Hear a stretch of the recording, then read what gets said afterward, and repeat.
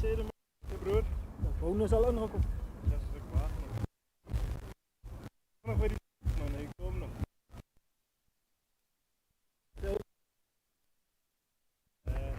Wat? Hopelijk. Waar? Vergeet.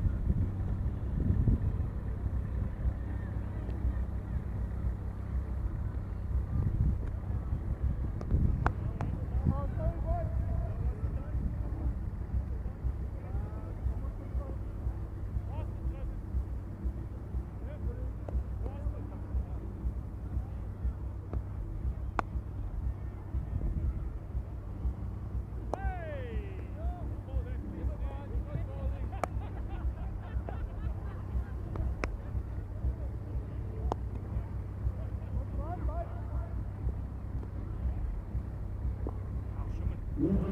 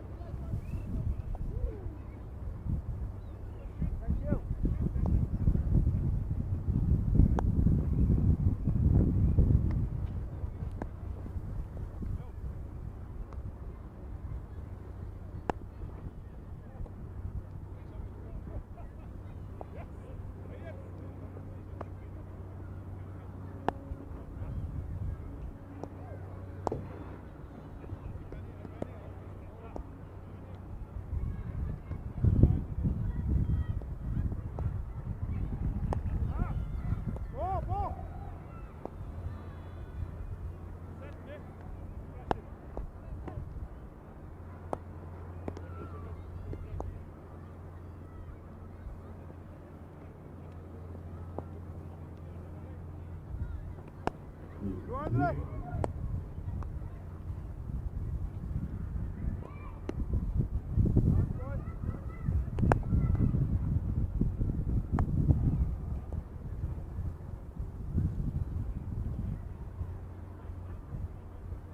Kom nou, Jimmy!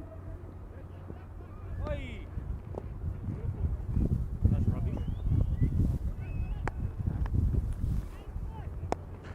The best I can do, eh?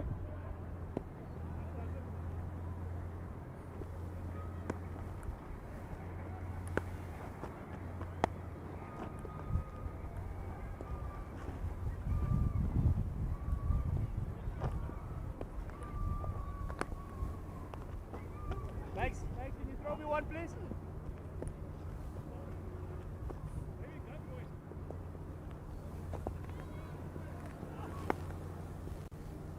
That's the one, Jimmy!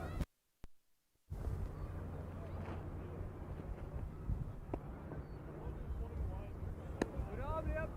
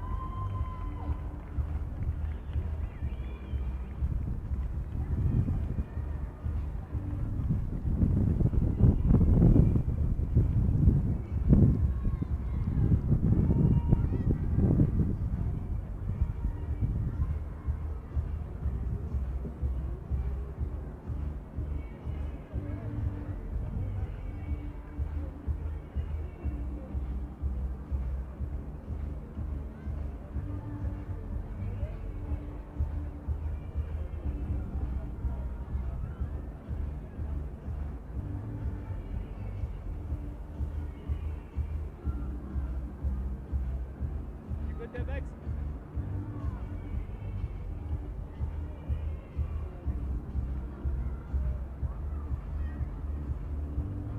When is your next standing assignment, Lauren?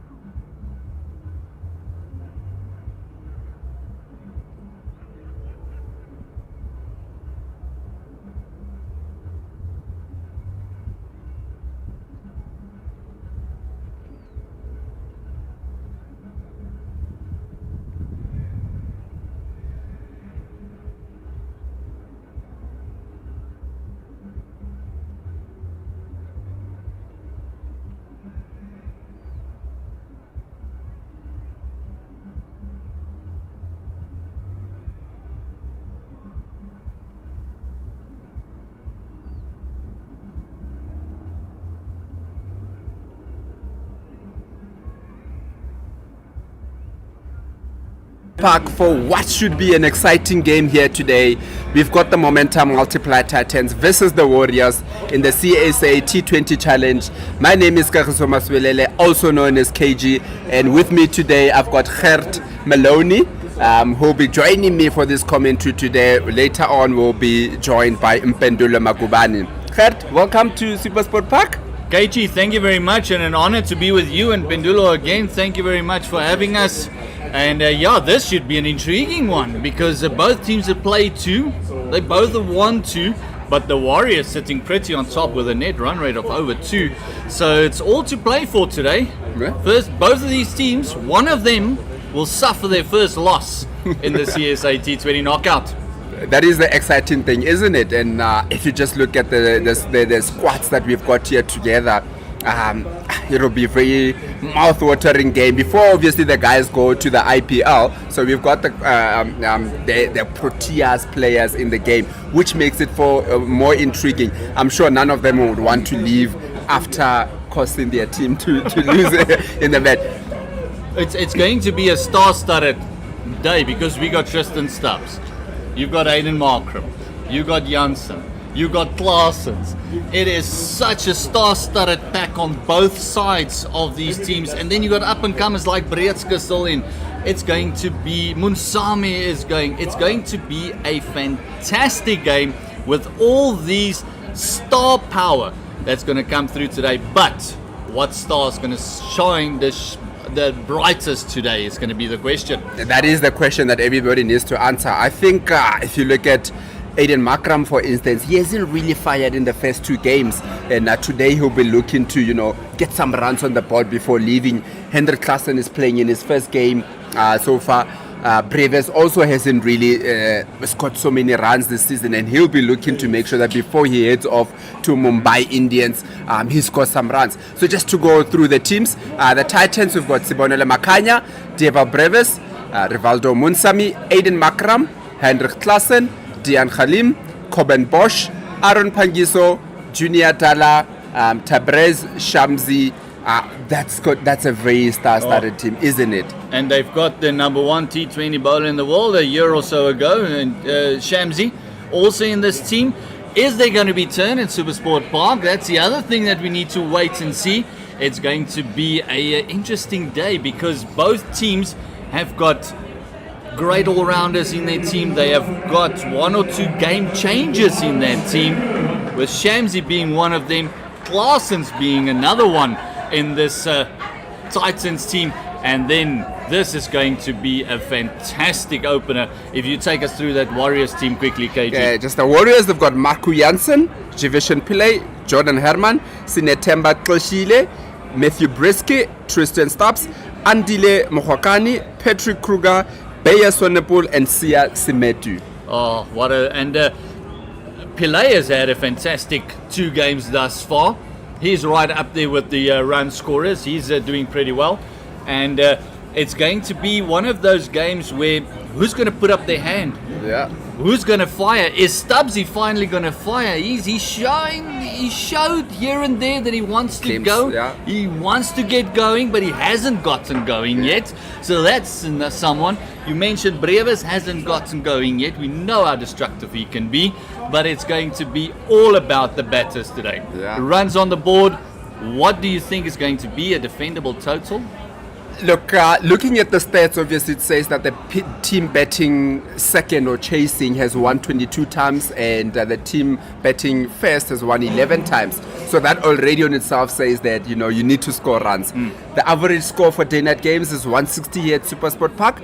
I think it might be a little bit under par. I think you need to get at least at 180. Putting into consideration the team that the Titans have, the batting lineup that the Titans have here today. And as we say that to get us going, which is something that we've been accustomed to now with the spinner opening the batting, and we've got Aiden Markram that will be opening the batting and the bowling for the Titans from the Henops River end. Let's see how it goes. He's going into Breetske, so it's one Protea to the other.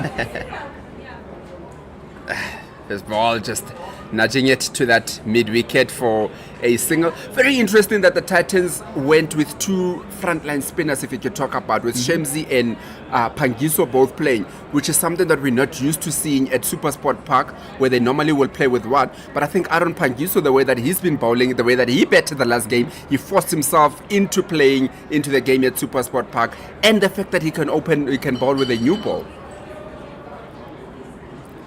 Got Makram now going to Division Pillay. Just a dead ball. And I think that might just have answered. There's a bit of kick from the wicket there. It just took off, took him on the splice. Pillay is not a small gentleman. And now they got 3 spinners in this Titans team with Markham opening up the bowling. Oh, just one down leg side for a wide ball there for Makram. Obviously, the Warriors have got a left and right combination opening up. It always is difficult to be bowling to a left and right because you have to change your fields, your lines, your lanes, and all of that. Ooh, another dot ball there. Division Pillay, obviously, also a former Titans player, so he would know their players very well, and he'd also know the conditions here at SuperSport Park. Yeah, although he's opened up the bowling a few times, hasn't taken that many wickets, has Markham. Division Pillay just giving himself a bit of room there outside that leg stump, just blocking it back. Yeah, look, I think his job is more to, contain almost like making a 19 over game by just coming up with the first over and just going through that first over very quickly. Just make sure that power play doesn't cost him too many runs. Yeah. And doing a fantastic job thus far. Only the 2, the wide that he bowled and the 1 that Breedske scored.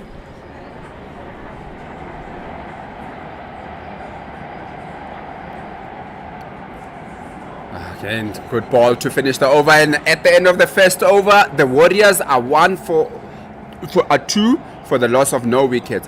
Very good over there from Aiden Makram opening up. Again, when we were speaking a bit earlier about, just how his over is to try and making a 19 over game. So you just steal away that first over and just give nothing to the batters, and that's exactly what he did there in that first over. Yeah, I think that is the idea, is getting that 1 over done and dusted with. He might get a second as well. There is something in the pitch for him. He does bowl from a very high action. He does get a little bit of extra bounce. Does Aiden Markham. And this is another very, very exciting prospect. Yeah, Lizard Williams, who can forget what he did for the CSK, the Joburg Super Kings. The Joburg Super Kings, rather, in the SA 20. So obviously he's a person that's coming from a tournament where he's been taking wickets, big player. First up, just pitched up from Lizard Williams, and Breedske just sees that one off, box it to the covers. Yeah, it's going to be a very interesting contest. Lizard Williams has got a very good bouncer. And we know that that's a ball that he likes to use a lot. It's just about when they do have a deep square leg, so you can almost see that ball should be coming sometime. Just on your screen there, you see one of the men of South African white ball cricket over the last 2 years, Heinrich Claessens. What a fantastic servant he's been. Oh, and Breedske decides to come down, tries to hit him over, but just goes over. Interestingly, we've got Coben Bosch at slip. How often do you see a fast bowler fielding at slip? Their dynamics have changed over the last couple of years. We actually see guys like even the lanky Marco Jansen, doing a lot of work in the slips and in the gully region. But yes, Bosch in the slips. I bet he can't wait to get that white nut in his hand. Nah, definitely.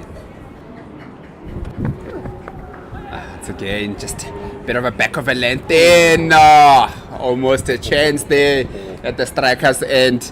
But Deva Brevis that time around not hitting the stumps. It's only been 2 overs, but then you face 2 dot balls. You feel that I need to get off strike, and it so happens that you just get one there, drop it down there, and you just go for a single, which creates a wicket chance for the bowling team.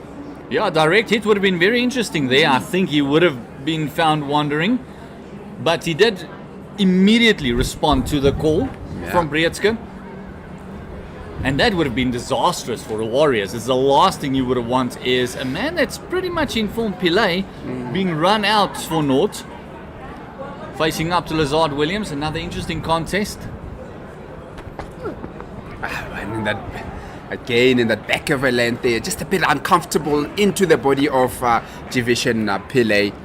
It's very interesting to see how the first few balls have went. We've spoken earlier about what targets you think would be good enough here, and I think the Warriors would know that you need to make use of the power play first up, and then later on also look to cash in. And so far I think the Titans will be happy with how the game is going.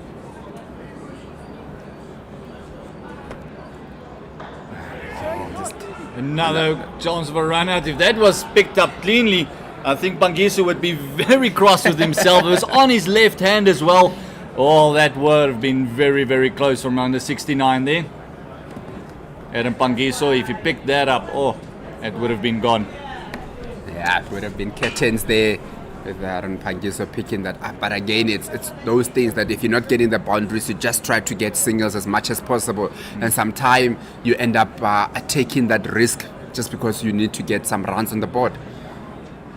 Very interestingly, no point, no conventional point, rather moving to that gully area in a third man, a bit squarer. Okay, and then Breske just manages to hit that one to that gully area for a one. Bit of temptations early on to Breske to say that point area is opened up. Let's see what you can do, but it just blocked it out there. Obviously, I think the two batsmen are just looking to obviously see what's happening and then assess the conditions and then take it from there. This is the same pitch that also was used for last week Friday, for the women's, and Saturday also for the women's game. So this is a pitch that, you know, the Titans will say that they know a little bit more about how it's playing because of the way they've gone.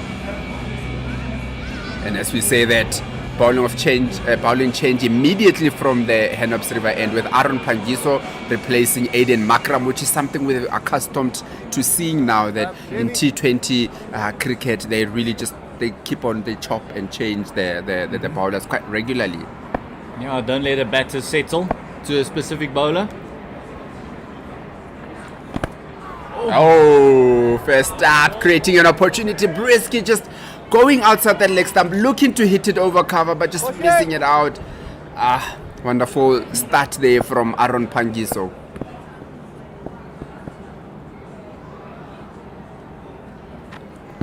Again, straight up, and they go up, but Empire not interested in that one. The Titans felt that they were in the game there, but Empire just saying not out there. Yeah, I think it was more Glassons that was interested in that one. It was and there's no signal, so clearly the Empire feels that came from the bat. And you know, when third man in final leg isn't interested in LBW shots, you know, it's not close. But yeah, that very first ball, you can see the bit of pressure just building. It's 6 for none, busy with the third over already. Power play time is running out. And this time around, Division play just comes down the wicket, hits it that over mid-off, and they get the first boundary of the day. Very good shot there from Division Pillay. He really needed that. The Warriors really needed to break that shackles a little bit. Yes, we see Breetske try that a couple of times, and the first time that Pillay has done it just shows you what form does. Gives you that little bit of extra impetus. Just look at a replay. Just got inside the line of the ball turning back into him, and just spanked that in the first boundary for the day. This time around goes for a reverse and a wonderful shot between that point and cover. Very good shot there from Division Pillay, getting the second boundary. Second ball facing from Aaron Pangiso, and he gets a second boundary. Very good start here from Division Pillay. Exactly what the Warriors required. The second boundary in this over, and also the second boundary in their inning. You can see a lovely reverse shot. And once again, Division Pillay just manages to get it over that mid-off. Mid-off felt that he had a bit of a chance there, but then it just went over him for yet another boundary. That is 3 boundaries in a row. Yeah, trifecta of boundaries. Aiden Markram just did not have the jet shoes on. He couldn't get the hang time to get to that ball. But just eluding him, and Pillay, wow, positive cricket this is. Very subdued start, took 5 balls to get off the mark. Just a dot ball. Oh, bit of a misfill there from Pangiso, and allows them to come through. Wonderful, good over there from the Warriors. They'll be very pleased with that over. And after the third over, the Warriors are 19 for naught. Yeah, fantastic over for the Warriors, and especially Pillay, who's shown this form throughout the season thus far, the last couple of games already. And Brietske will do well just to maybe feed off that energy as well. He's just trying to force the issue a little bit, maybe just get into a scenario where he can maybe just rotate the strike, get the right-left combinations working for them, and then just have Pillay have a go, because he is spanking it all over. Look, he's having a good time out. It's like he's betting on a different surface to what Brietske is betting on. And to go after the man they call the banker for the Titans, very good over from him. And Lizard Williams to continue from the pavilion end. Yeah, he might be the banker, but I think there was a bit of interest charged on those 3 deliveries there.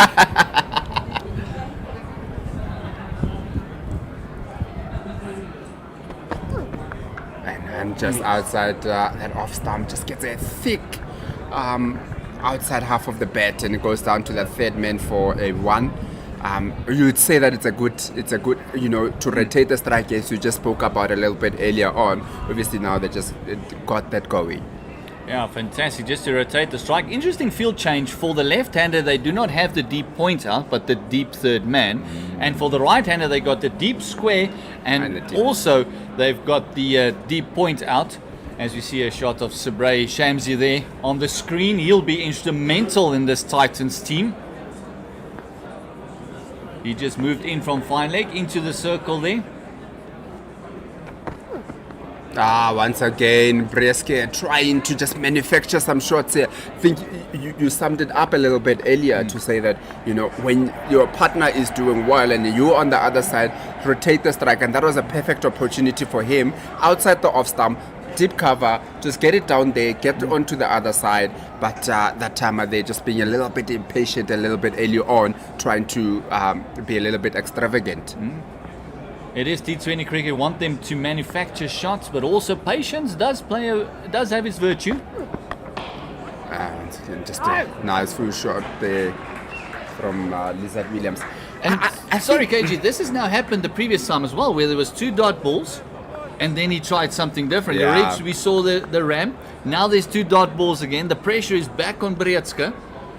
And who's going to falter first? Lizard Williams, we know. Look at the smile. He's talking to Markram. They've got plans in place. They are very comfortable. Yeah. The movement in the field, you can see from the Titans, is very comfortable. They know they kind of have a little bit of an upper hand when it comes to Brietske. Yeah, just a bit of a change feel there, taking the slip out to that mid-wicket area. Probably looking to go a bit straighter. Brietske batting deep in his crease now. Ooh. Oh, it's going to leave a mark. It's so one, isn't it? He would feel that he missed out a little bit because that was outside the leg stump. Nobody down there. He had an opportunity to hit it, but unfortunately he didn't that time around. I think teams sometimes don't really know how to approach a T20 game. And I know you want to make use of the power play early on, but stats say that if you lose more wickets in the first 6 overs, 3 wickets in the first 6 overs of the game, you're looking at losing. Not so much about the runs that you have. So keep your wickets and take it deep. This time around, down the leg side, and he manages to get some good bat on. And the umpire says it's actually a leg by, and it goes down to that vacant fine leg for a 4.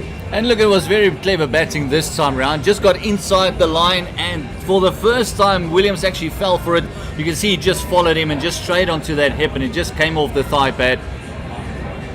Yeah. And it's 4 runs for the Warriors. It's exactly what the doctor ordered. This over was heading for another fantastic over for the Titans, and 1 leg by and his runs on the board. It's exactly what you want if you're a Warrior supporter.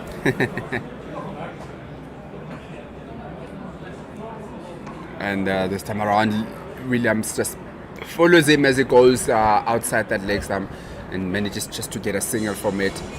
You'd say good over. Good over here, and that is 4 overs down, and the Warriors are 25 for not, going at 6.9 to the over. That's going to be a fantastic match. You can see everyone's just eyeing everyone up a little bit as we see another bowling change, and this is See, you guys said that was the banker, Ero Pangeso. Yeah. For me, this is the man. The 4-day game, the 50-over campaign that everyone had. Junior Dala has been a performer of note. He's bowled well, he's taken wickets, and he's taken wickets of big players. Crucial times. He's always that guy that comes there when you need that wicket, and then he just fires. And I mean, his experience also with 150 matches that he has played. So there's an experienced bowler out here, and you know what he's gonna bring: pace. He's going to bring pace, he's going to bring a bit of intent, a bit of intensity. We see Breedska again, he's batting very deep in his crease, so he's expecting the ball to be a bit back of a length. This time around tries to force it, doesn't get enough bat on it, and that is the first wicket of the day. Junior Dala comes into the attack. As you said, when he comes in, he takes the wicket, and he does exactly that on his first ball in the 5th over. And again, it's a big player. It's not just a wicket, it's Matthew Breedska that needs to go back into the hut. For this time round, me being a big Breedska fan, I think it's actually good for the Warriors. He has looked out of sorts. Yeah. He did look like he was struggling a little bit. So this might just be a good thing for the Warriors. And also just to get momentum going, because Pillay is going on nicely. Yeah. He was struggling a bit. Yeah, no, definitely. I think it's what we were speaking that it just looked like he was trying to force it a little bit, and unfortunately, the bat turning in his hand, they're trying to force it a little bit. Not even looking to see the first ball off or second or 2 balls off, but immediately because of the pressure that has been created on him on the previous balls, he comes out, tries to swing, and unfortunately doesn't get it. And the new batter for the Warriors is Jordan Herman. Nearly said the Titans because they're a former Titans player also. So this is going to be a very good batting partnership, I feel also. Jordan Herman has been coming up the ranks in the last season or two. Everybody has been going, oh, now who's this guy coming up into the ranks, and he's batted well. He's got 100 in the SA20 also very recently. So this is going to be a very good partnership that we have here. And he also played in the SAA side as well. So he is someone to look out for. He is someone that's going to bring you something different. And now also there's 2 left-handers at the crease. Yeah. This is going to be very interesting now to see what the bowling plans would be, as immediately we see Big Bosch, who took the catch as well, going into that slip cordon for the new batter. Oh, just bounces short. First time trying to cut it through that point, but just bounces short there of Aaron Pangiso. Almost another opportunity created. As you said, this is your man, this is your banker, and second ball already took a wicket in the first, created another opportunity. Wonderful bowling here from Junior Dala. Yeah, Junior Dala is definitely the man that you can bank on for wickets. He's making withdrawals every time he takes the ball in hand. Just a bit of a back of a length, pushes it into the cover there, Jordan Herman for a dot. On this SuperSport pitch, it's going to be very difficult to get those back of a length away, but you need to find a way. It's T20 cricket, you need to find a way to get those great deliveries away for at least a 1. And that's one thing that the Warriors has not done as of yet. Pillay is on 15 of 12. Remember, he scored the trifecta of boundaries. 12 runs in 3 balls. Yeah. The rest has almost been all dots. Yeah. And now gets a full one. Just get a top edge there over the keeper to the boundary for the first maximum of the day. He'll not be too happy about the shot, but the result is what counts at the end of the day, and he just got a 6er there. It's a half a dozen for Herman. Safest place to hit it. What you talking about, KG? Yeah. Safest place to hit it. Straight on both sides of the wicket. You can see he was completely rushed, and Junior Dala doing a fantastic job. And completely surprised him with that short one. They do have someone here down at fine leg. He's a very square fine leg. But that one just flew off the bat. Just shows you the pace that he's generating. Is Junior Dala already in his first over. Just gets the inside half of the bat, and they're looking to come back for 2, and they do so comfortably. Wonderful run in there from the Warriors to then that into 2. You were speaking a bit earlier about how the score has gone on, and there's those 3 boundaries. There was a leg by, there's a 6. and it's almost 30 balls. It just shows that there isn't a lot of singles that have been taken here, and a lot of too many dot balls, and it's either dot ball or a 4 dot ball and a 4. There isn't anything in between, which is important to try and get early on. Yeah, that would be a concern for the Warriors, but that's the end of the 5th over. We're going to have a commentary change as we have got the voice, the Marvin Gaye Express coming in. It is Pendulo Makuman is going to join KG for the next 5 overs.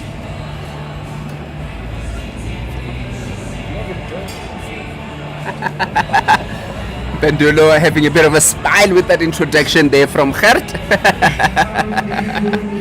How do you feel about that comparison? Oh man, the best thing here is the cricket that we're watching. As you've seen Junior Dala just come in KG and blow them apart.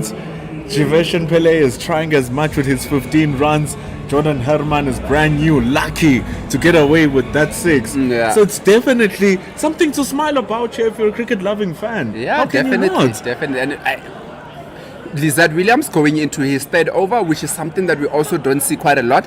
But then it's because you've got someone like a Coben Bosch, who's a bit of a bounce at the end mostly. Whoa! Where did that come off? Oh, bye.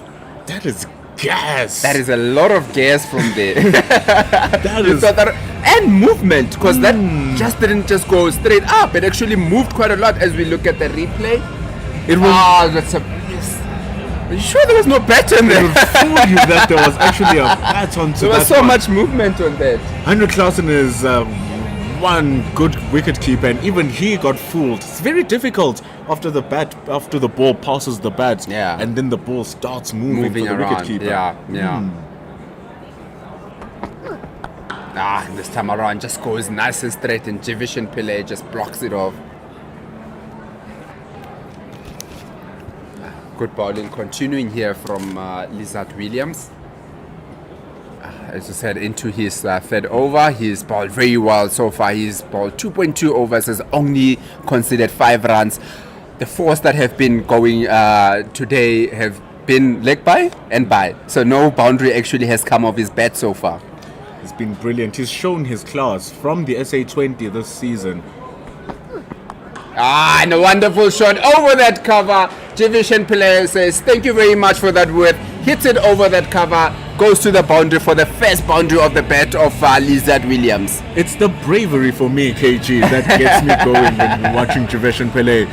Not afraid to take on the cover fielders. There's 3 of them stationed there, and the man who's standing at cover point, you can see, is the deepest man, Yeah. and he's not brave to take him on. It's so difficult to drive the ball on the up. Gert was speaking about it earlier when you hit that back of a length, Yeah. but it just speaks to the form of Jivesh Pillay. Again, you speak of the form, you speak about also knowing the conditions. Obviously, he played for the Titans for a few games, and playing against your former team, you want to show that you lost a bit of a diamond here, and that's why Jivesh Pillay is so positive in this game. And once again, he goes for that expensive drive over cover, and it goes to the boundary once again, as he did in the other over where he hit boundaries. He goes boundaries in succession. And Very good ball from very good. And it's also a no ball here. that's the biggest thing now. You're having a player who's on form. He's smashing your good deliveries away, because there's nothing wrong with Lizard Williams' delivery, but he just overstepped on that mark. So now he has had 2 good deliveries smashed away for 4, and now Jivesh Pillay has a free one He's to got a hit. free one to so the hit. question is, where do you go now as Lizard Williams? I think it's the same thing that happens to the batters, where the bowlers are creating pressure on them. The batters also create a pressure to the bowler, who feels that I want to get something out there, and then he ends up just overstepping on that. Let's see how Jivesh goes for this free hit. And he just misses out a bit of low full toes there. Gets a thick edge onto his body, and Lizard Williams will be happy with the result of that. Gorgeous delivery from Lizard Williams, bowling it off the back of his hand. Very difficult skill to execute as a fast bowler, to deceive a batter like that, especially if you're playing as well as Jivesh Pillay is, completely missing a straight one. That is the skill of Lizard Williams. So now it's back to a legal delivery, one that can take him a wicket. Where does he bowl? But luckily enough, he has Herman, who still just needs to find his feet. Yeah.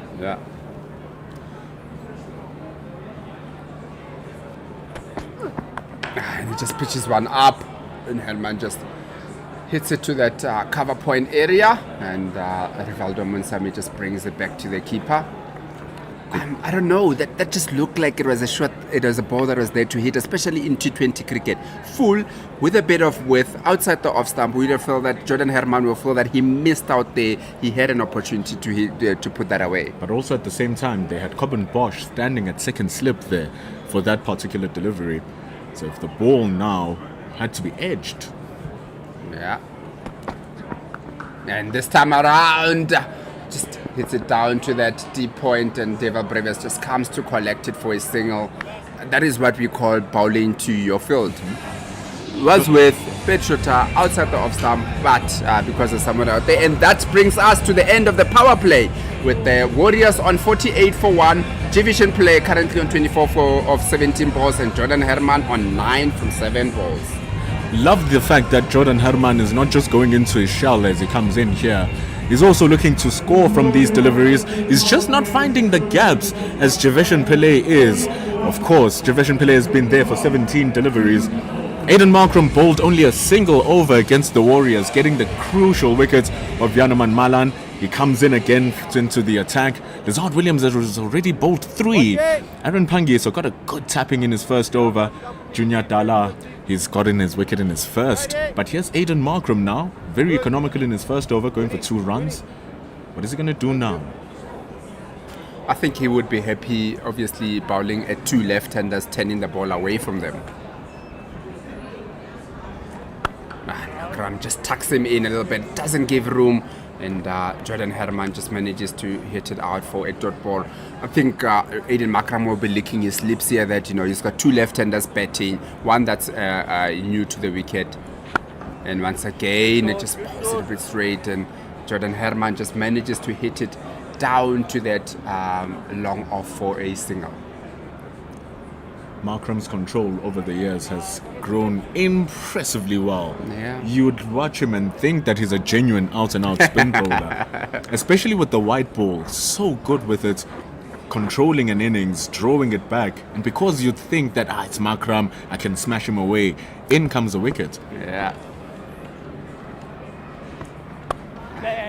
Once again, just outside that off stump, and Javishan Pillay manages to hit it to that cover for... deep cover for almost got another one there, but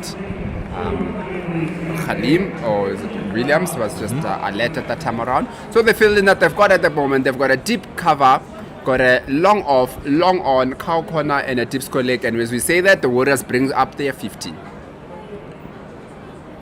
Steady that they've only lost 1 wicket.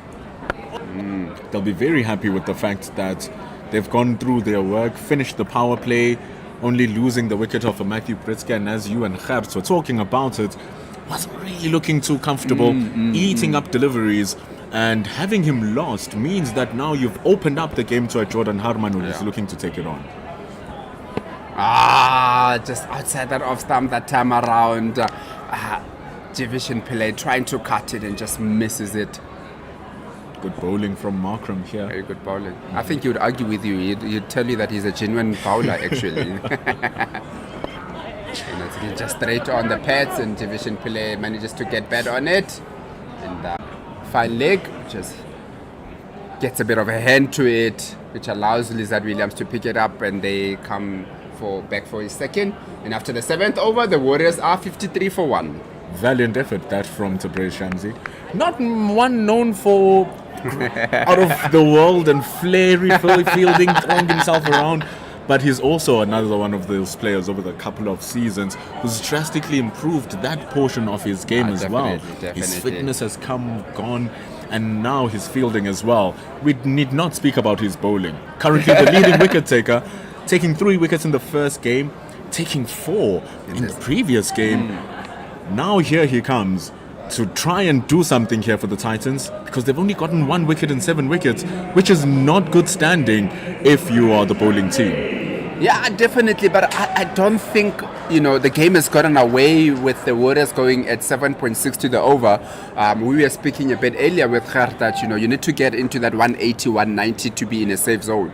But this is going to be a very important phase of the game. I think in the next 5 overs or so will maybe determine as to how far the Warriors can get into their innings. We've spoken about how Shamsi has taken wickets so far, and this time of the game, it's going to be a very important phase. And first up, just outside that off stump, and Jordan Herman manages to get back on it down to that long off for a single. Tabraiz Shamsi has been brilliant in both his opening spell and his closing spells at the end of the innings. Against Paul in the previous game against the Rocks, we saw him take a wicket in his first over and then come back, take a wicket in his second over, and then taking 2 final wickets right at the end of the innings. Yeah. So just dangerous everywhere. This time a bit quicker, and Division Pillay just hits it down to that cover for another single. I must say, you've spoken about how dangerous Shamsi is, and I think the Warriors would say that this is the man that we don't want to give wickets to, and if they can rotate him around, they would feel that they're doing a good job. Because what you don't want to do is just give wickets away cheaply. This time around a bit quicker and flatter from Shamsi, and once again Jordan Herman just hits it down to that long off for a single. The thing that we've seen also here, just by watching Dala, that 6 that was a top edge from Herman, is that the pace is true through the pitch.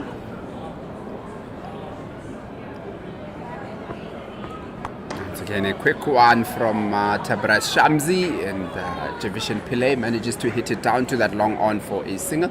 He's been bowling very quick in this over, I must say. He's just looking to basically stop the batters from trying to score any runs. And they've gotten 4 singles so far from his over. Like you said earlier on, just picking away singles from the team's best bowler. So just like that, you're placing it outside of stump, and then a bit of an opportunity, half chance there for a run out, but it wasn't to be. Don't test it and mark it. Here's another one who's just a world-renowned fielder, class catcher. Don't want to test him out on the field. There's a reason why he's standing in that cover region. The most attacking fielders stand there, but a brave single between Herman and Pillay, bringing Pillay back on strike now. Oh, this time around, just beside the outside half of the bat. Wonderful bowling, wonderful way to end the over there from Tabraiz Shamsi. And after 8 overs, the Warriors are 58 for 1. Wonderful way to end the over there from Shamsi. Ooh, the scoreboards say don't let life throw you a curveball. That was a curveball indeed. That was one from that left arm of Tabraiz Shamsi. He did hold the top spot of T20 International #1 bowler for quite a while, and showing why he still has that level of that stature as Tabraiz Shamsi. Aiden Makram to continue from the Henops River end. And first up, Jordan Herman comes down, tries to charge him. Long off coming in, and it's a catch taken at long off.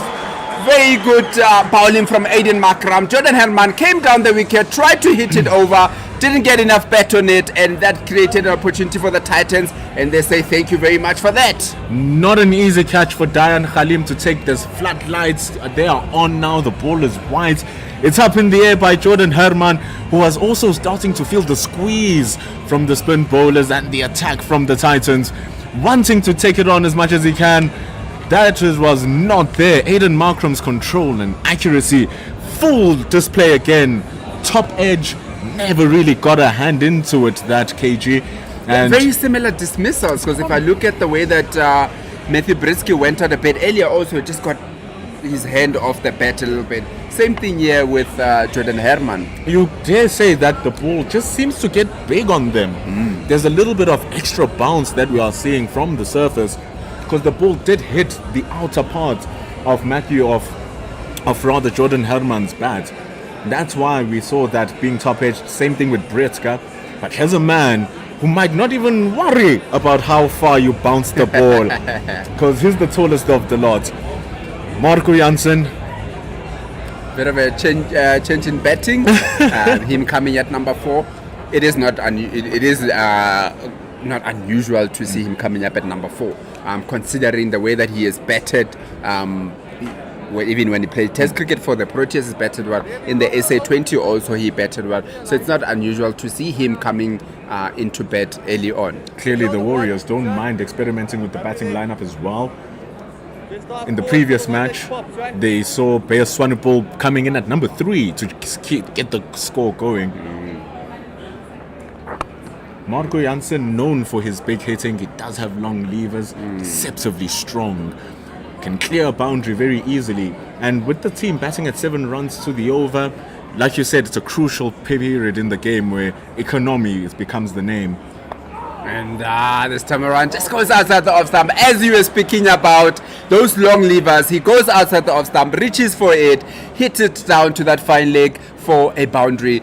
Just his second ball and is managing to get a boundary out of it. In these moments when it's just about the economy, you bring someone to destabilize the status quo. And this is what Marco Jansen is about to do. He's shown us how he's about to do it.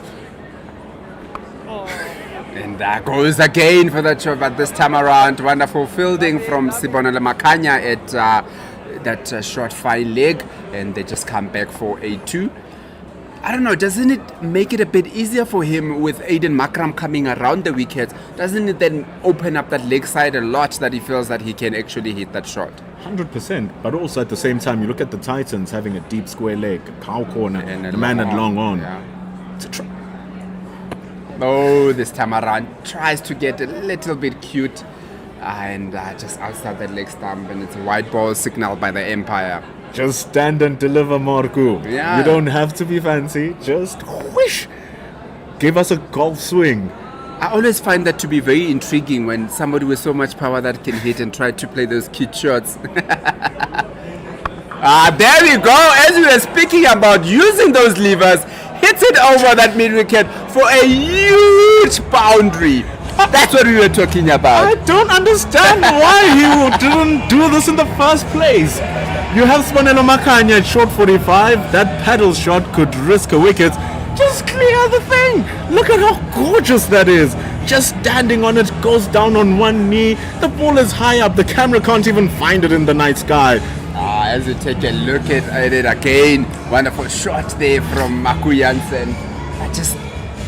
That's why we're saying that with the line that Aiden Makram is coming on, with a man that's got long levers, it makes it easier for him to just go. That leg side is opened up, and I'm sure he's been sent at number 4 to go out there and get the run rate up. Last ball in the 9th over. And that's again, this time around, just a bit of a half shot there, didn't go through fully for it, and hits it down to that deep square leg for a single to end the 9 over. The Warriors are 72 for 2 with Jivishan Pillay, who opened the batting a little bit earlier on. 29 for 3, and Marco Jansen has come on, has put runs on the board. He is on 13 from just 5 balls. It is an inspired batting lineup change here from the Dafabet Warriors, because you have a Jivishan Pillay who's left-handed. You've seen a string of left-handers come in, and then all of a sudden they change it up. They're like, no, let's throw in a right-hander and let it be a very tall right-hander where your bowlers now need to switch lengths with each bowler that they're bowling on, switch lines as well. So it's a double switch for the bowlers that they need to turn into. And we've seen how difficult that was for Aiden Markram. How will Tabraiz Shamsi go with the Marco Jansen experiment? And it just comes down, but Shamsi just sees him there, pushes it a bit wider, and then just blocks it down. Those long levers coming to play, they help him just push it down to that long off for a single. I think if it wasn't as tall as he is, he might have just walked past that one. But you saw, he was thinking about it. Yeah? He was thinking about it. He was charging down with purpose. It's just the skill of Tabraiz Shamsi, like you said, noticing that and pushing it away. But Jivishan Pillay, he's also here. He's also on form. Just a bit straighter there from Tabraiz Shamsi. and Division Pele just manages to get it down to that long one. I must say, the last ball of the last over that Tabrez Shamsi bowled, and the 2 balls, he's bowled a bit slower than what he did in the first 5 balls that he bowled a bit earlier on. Must just say, maybe he was finding his length and his speed in the first over, where the pitch will react to him. A bit wider again. And Marco Jansen would have felt that that should have been a wide, but it was inside the line, and wonderful bowling there from Tabrez Shamsi. Probably expecting him to come down the wicket again. But also you saw that one was a little bit quicker. And didn't turn that much. And Marco Jansen once again tries for that big shot. Just gets a bit of a bottom edge there down to that cow corner for a single. But the reason why I raised the amount of turn and speed is because you think about the previous over, the ball that beat Javesh Pillay, the first delivery that Javesh Pillay faced, that previous ball from Marco Jansen where he slowed it down, you just see the ball bites a little bit more from the surface. Wonderful bowling there from Tabrez Shamsi. Again, when he bowls it a bit slower, he looks a little bit more dangerous because he brings that 10 into the game, and it just makes the batsman to be a little bit unsure about how they want to approach. So wonderful ball there from Tabrez Shamsi. And that one was a little bit straighter, didn't turn as much, almost chipping in between the gap.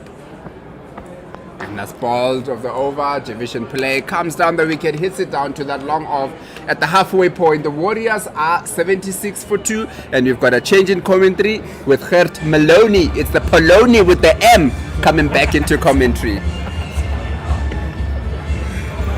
The introductions in this station just become better and better and better. I'm just glad we could replace KG because he normally makes spelling mistakes when he talks. With an M.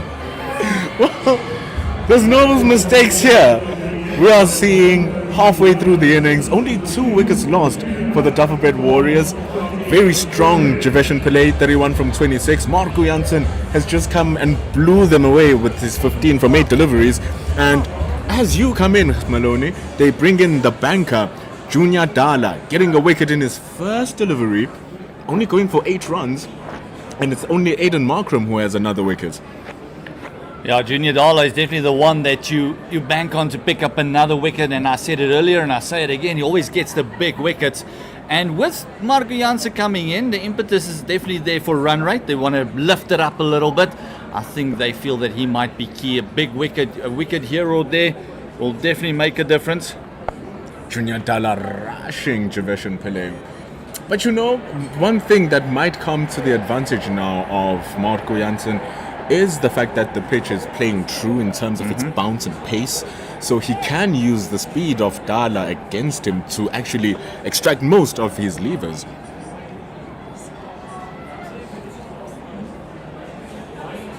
Yeah, 77 for a loss of 2. Just the 2 wickets. The one thing that the Warriors have done well is they've kept wickets in hand. It's one thing if you've got to look at that batting lineup still to come. They've still got Tristan Stubbs to come. Kishile still to come. It is going to be a fantastic finish. Still have a Patrick Kruger too. Junior Dala, he bowls it beautifully. You just see with every delivery, Marco Jansen is looking to go explosive, but he's able to react very well to what the bowlers are delivering to him. Yeah, and you mentioned earlier, they're playing those little shots, just trying to ramp it a bit more than actually just blazing away like we know he can. Now Dayan Khalim, who's going to see him stretching here for a little bit. He also has more slower balls, more variations as in Arsenal. He's not as quick as the man you're seeing charge down here. Ferocious bouncer. Just behind the shoulder. Take a little bit harsh on Junior Dala there. You've got to bowl it short to get it over Marco Jansen's head, that I promise you. He is a lanky gentleman. But the plan is there for him. He's a bit of a happy hooker. He loves slapping it over the leg side. And you can see him just charging in, really digging it in. And, bit of an early call there. Harsh, very tough call for the bowler. But in he comes again. Bowls it outside the off stump. Javesh Pillay nearly finding himself halfway down the track. But you can see Dala really found his area of operation, hitting it hard on the back of a length, sometimes dabbles near the stumps, but we see where he's working. Yeah, and those 10 runs conceded in this second over, that was a big top edge. They actually went for 6 earlier. We actually rushed Herman as well, so that is something to keep in mind, that he hasn't really conceded the runs except that one. Oh, just using nifty hands there, Marco Jansen. Like we said, that pace against him. But luckily enough now, power play is finished. You can have 5 fielders patrolling the boundary, just defend. If you're wondering why the boundary suddenly disappeared from Jivesh and Pele, who was striking it so beautifully, brave enough to attack the gaps over the infield. It's no longer there now. He's been the mainstay thus far, opening up the batting with Matthew Breetska. His partnership has rocked on to 21. Getting him on the head, it seems. Junior Dala really rushing the Dafabet Warriors. They seem a little bit uncomfortable. Man who's faced 28 deliveries, still getting clubbed into the head. And because of that, you see the umpire calling for a medic to check it out. Yeah, it might be one of those very awkward situations. He hasn't looked that comfortable against the shorter one. And it's one of those very educated fingers coming out of the physio, just making sure that both eyes go in the same direction. And it's 80 for the loss of 2 Pendulo. It's been riveting stuff, but just feel that the Titans are now just basically starving them for runs. They are disappearing, and the thing is now, it's Jivesh Pillay. Jivesh Pillay is the Warriors' leading run scorer. Top scored in their first game when they played against the Tuskers, and then against the Dolphins he top scored again with 40 runs, and here he is again with 33 runs and undefeated. And now when you're starving a player like that of runs, Marco Jansen came in, bang, bang, bang, Junior Dala starving him of runs as well. All of a sudden, a couple of overs go by, and then you think, holy smokes, we are in a little bit of a hole here. But when would you then launch? Because that becomes a problem with the Warriors now. They got 8 wickets in hand. They sent in Marco Jansen to do a bit of a job, and now he's being contained. He had that lusty blow that went for a mammoth 6. But they kind of figured out a way to bowl at him now, just to contain him a little bit. But now you look at it also now, Gert. The game is back. Marco Jansen is here. You still see Corbin Bosch about to come in. Dayan Khalem is still to come. Shamsi has 2 overs. Dala smashes the top half of Marco Jansen's bat off the back of a length to reach that high with some serious gas and the pace that is coming at you. It ends over number 11. It's 80 for 2. And those 2 dugouts sitting next to each other, you'll notice no eye contact. Cricketers are normally the most friendly people you'll ever meet. But when it's high stakes like this, I said it earlier as well, one of these 2 teams will taste defeat tonight. Both teams have played 2-1-2, and the Warriors top of the log, so the Titans will love to knock them off, and the Warriors will want to win to stay there. That is exactly how it played out in the 4-day series as well. The Warriors were at the top. The Titans came in this very ground, winning one of the most thrilling 4-day matches you'll see. And from there, the guard changed. The Titans reigned at the top. But here's Shamsi now. Oh, delivers a juicy full toss, and it gets what it deserves. Into the embankments. Destruction from Jivesh and Pillay. It is another half a dozen for the Warriors, and just what the doctor ordered. All of a sudden, Pilay's strike rate looks a lot better, and there was no zombies about that one. It was a massive hit. That is what you call a pie. What flavor it is? It's pie flavored. Gravy you can literally see dripping off. Oh there. my word. Smashing shot from Jivesh and Pillay. He moves to 39 runs.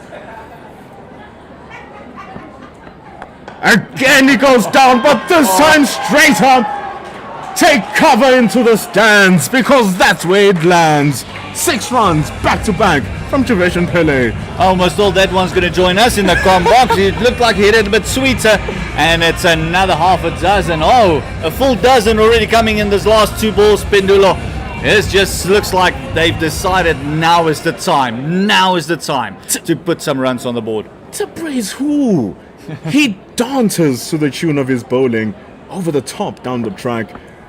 Now he tries to sweep, but it's signaled wide as Tabrace Shamsi is searching for different ideas to contain this damage. Yeah, 2 sixes and a wide. So that means 13 runs already in 2 deliveries. Oh, Shamsi under all sorts of pressure. A year ago, the number 1 T20 bowler in the world. Ooh, there it is! And it's been put to the ground by Tabrace Shamsi. Does it look like a bump ball? We can't tell, but ooh, that looked close. You can just see him shaking his hand. The ball came to him a little bit quicker than he actually anticipated. There it was, Gert. There it was. He puts it down. Tabrace Shamsi. What an eventful over. Get good connection this time. Javeshan Pillay consolidates his boundaries, consolidates the drop. Oh, heartbreak for Shamsi, that. Heartbreak for Shamsi, heartbreak for the Titans, and elation for the Warriors supporters. They would love to see Pillay knock on and kick on to get a big score here. He's on 46. See, that one just picked up on the toe end of the bat. That could have just changed the complexion completely. This partnership now with 36 runs. Marco Jansen. It's pushed wide from Tabrace Shamsi. Markram dives. Junior Dala is in the deep. An arm you don't want to test. So they settle for 1. Just the one that did not sound very good off the bat, right on the toe end. Cued that one down to the fence to Junior Dala. And it's going to be one of those evenings where you just feel that things just needs to happen every over. It's been an event. This one just clapped back. Right at the deep as Lazard Williams. Another arm you don't want to test. Seems like there's no arm that is not dangerous for the Momentum Multiply Titans, but productive over as ever for the Dafabet Warriors, taking a total of 16 runs from it, and 16 runs off the premier bowler for the Momentum Multiply Titans. Must have a psychological knock on them as they move to 96 for 2. And also he hasn't picked up a wicket. So far, Shamsi's wicket list, it was one of the guys they banked on to actually pick up wickets, pick up early wickets, as we see another man who's a very exciting player in T20 cricket, Corbin Bosch, coming into the attack. But I'm a bit surprised that he comes in a little bit late. I would have thought Shamsi might come in a little bit later on when they're really looking to go at him. But here's Corbin Bosch with more control and accuracy. Javeshan Pillay looking to swing hard, testing Aiden Markram. Adran Pangi so backs, and it's only a single. No timing on that one, easy to just drop and go for the single. And maybe just feels that he's a bit more comfortable against the spin. Pillay just wants to get off strike, make sure that they keep rotating the right and left combination, especially with the new bowler in, don't want him to settle. Corbin Bosch also does have that back of a length. He does have a very dangerous bumper. Bowls a heavy ball. So strong is Corbin Bosch. Getting it to seam back into Marco Jansen as well. Look at Marco just being closed down as he tries to extend himself. No, we haven't seen a lot of movement tonight with the white ball here at SuperSport Park. The Dafabet Warriors is 98 for the loss of 2. Pillay is on 48 of 34. Marco Jansen is on 18 of 14. Pillay facing up to Corbin Bosch in with his 3rd delivery for the evening. Javeshan Pillay again looking to go hard at it. It stopped at the deep. They moved to 99 runs. This partnership now worth 41. You look at it, it's 41, it's good 41. But you think that it could have been far more worse if Junior Dala didn't come back into the attack. You think it could have been far worse if Shamsi didn't have the control that he had in his first 2 overs. So now this shows the value of just grinding it out as the batters as they start to excel.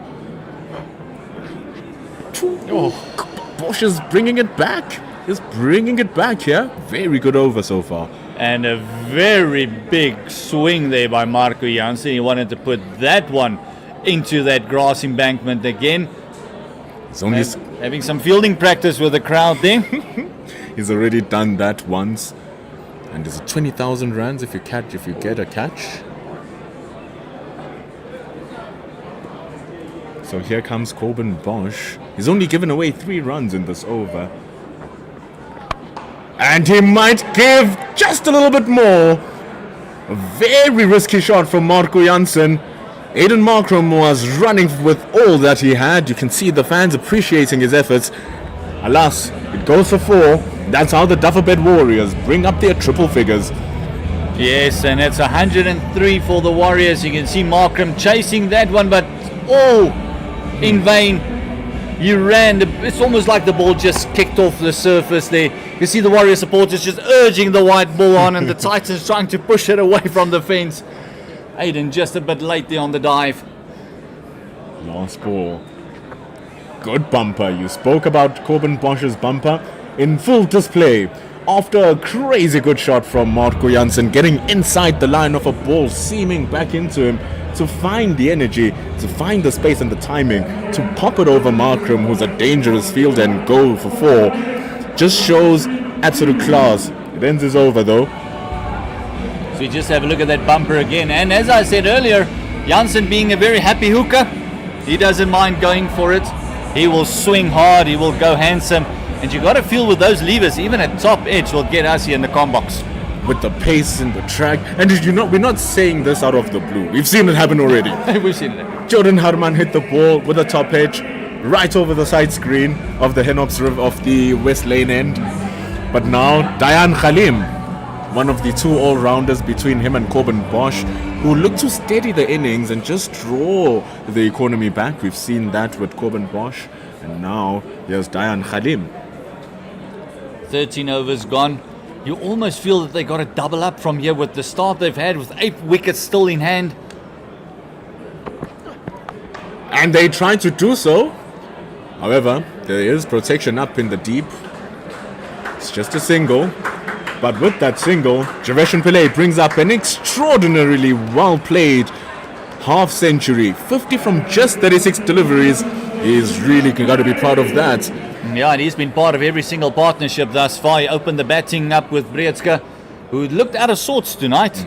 And then with Herman as well. And this now being a fantastic partnership with Marco Jansen of 46 thus far. Great innings. And he has been the leading run scorer for the Dafabet Warriors as well. It's been a long time coming for Javesh Pillay, scoring 29, leading the scoring for the Warriors, scoring 40, leading there in the second game. Here he is with his half-century.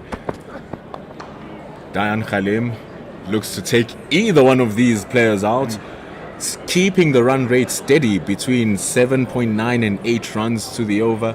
So around 8 runs to the over, you'd respect that. Now the partnership is 47. Yeah, Khalim will definitely take off the pace a lot. He'll bowl a lot of cutters.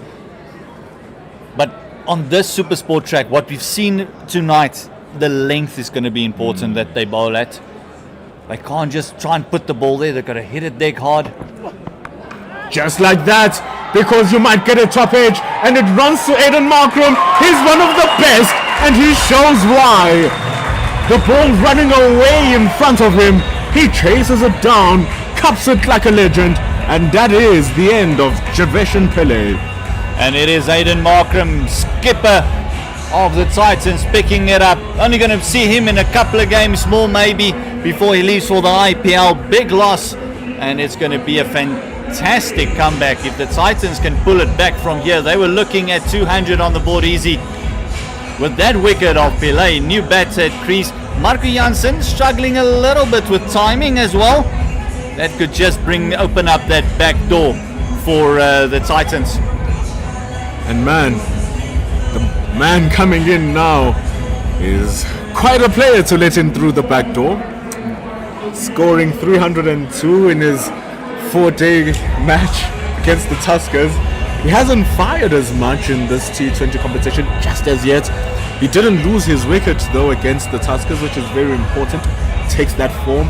In comes the one and only, megally, precociously, and all the other adjectives you can find which just mean amazing, Tristan Stubbs.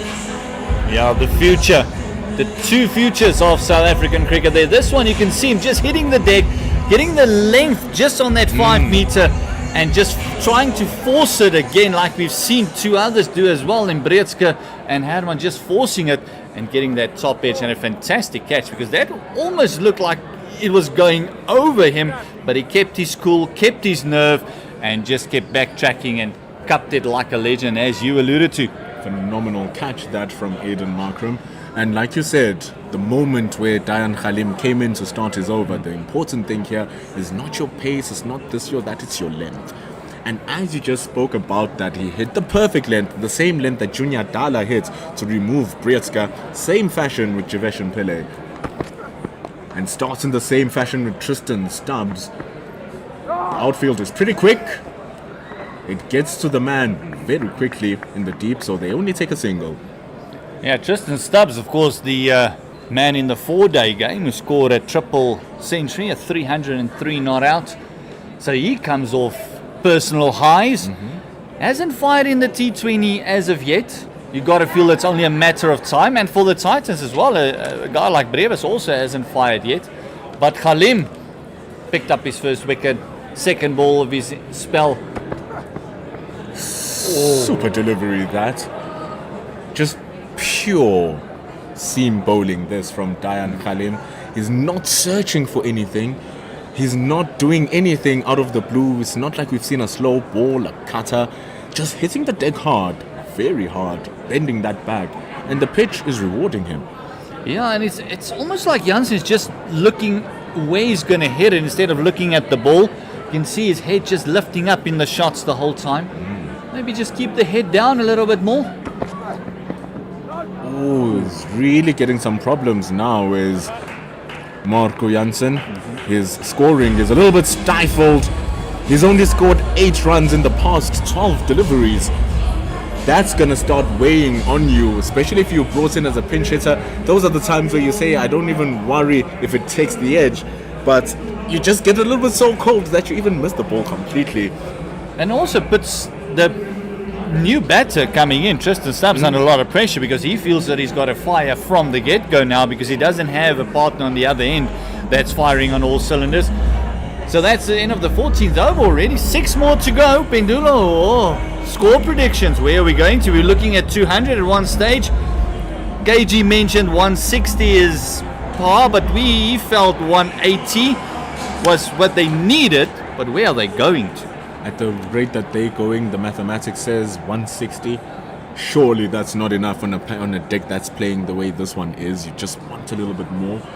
Here's Junior Dala, who shows the beauty of the surface. Hitting the deck hard, attacking the stumps this time. Tristan Stubbs, not searching, but I like the fact that he's not just defending and looking to survive. He's a little bit proactive. 2 singles in 2 deliveries. Marco Jansen, maybe he can take a page from that.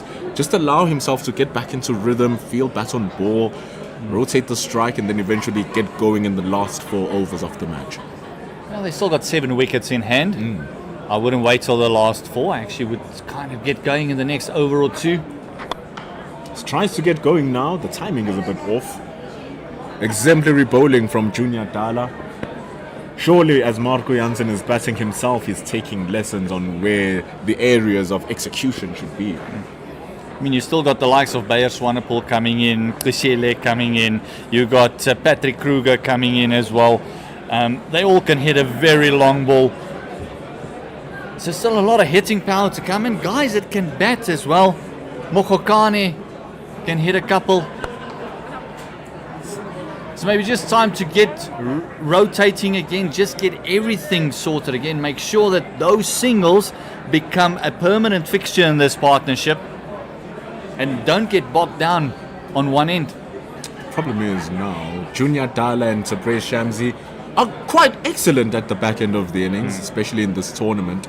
They've taken their fair share of wickets. Tabrez Shams was destructive in the previous match, taking those 4 wickets, the last 2 coming in the 19th over. Junior Dalla might get another one. Third man is coming under it, and he dives with no reward. Lazard Williams tried his best, running as hard as he can, but just couldn't reach it. It was almost like it was caught on the back foot a little bit. Misread that completely. Thought that ball was going a lot further than it was. Stayed on the fence and then decided to come in and just could not get there. A big let off for the Warriors, just what they were calling for, and would have been a bad thing. We'll have to wait and see. Dalla so dangerous, paces so much so that Tabrez Shamsi stood no chance. He is very fine in that deep fine leg position, but even he couldn't stop that little pedal. A much needed boundary for the Dafabet Warriors here. Lovely wrist there by Tristan Stubbs, just working it around the corner. And you'll see on the replay here just how quickly that ball flew off the bat. And that is what you were saying about this outfield and this pitch.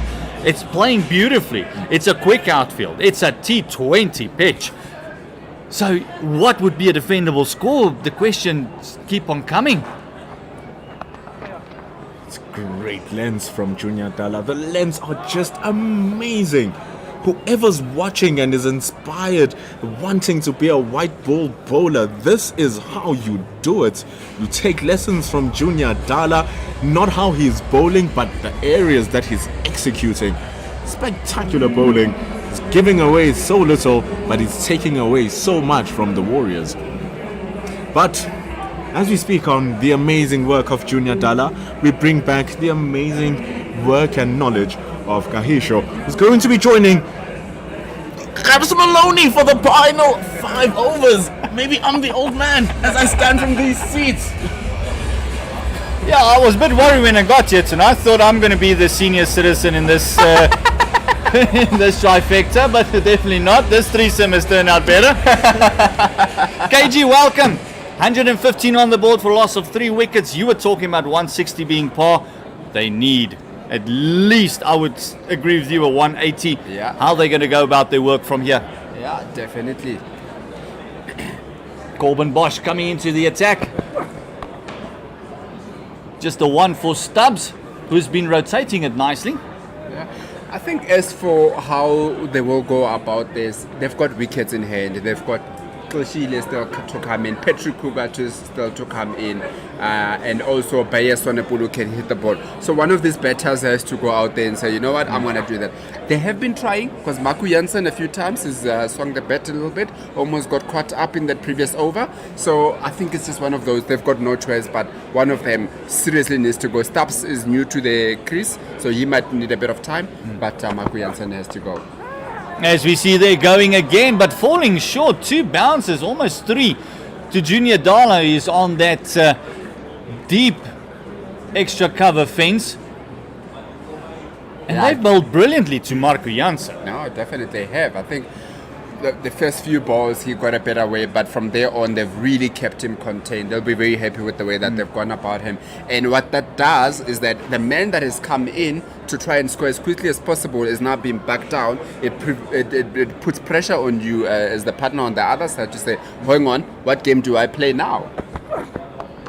See Tristan Stubbs just taking him back into the deck. Quick single and fantastic backup work done there in the end. It looks like Aaron Pangiso did the backup work there for the big arm of Lazard Williams, who came in all guns firing.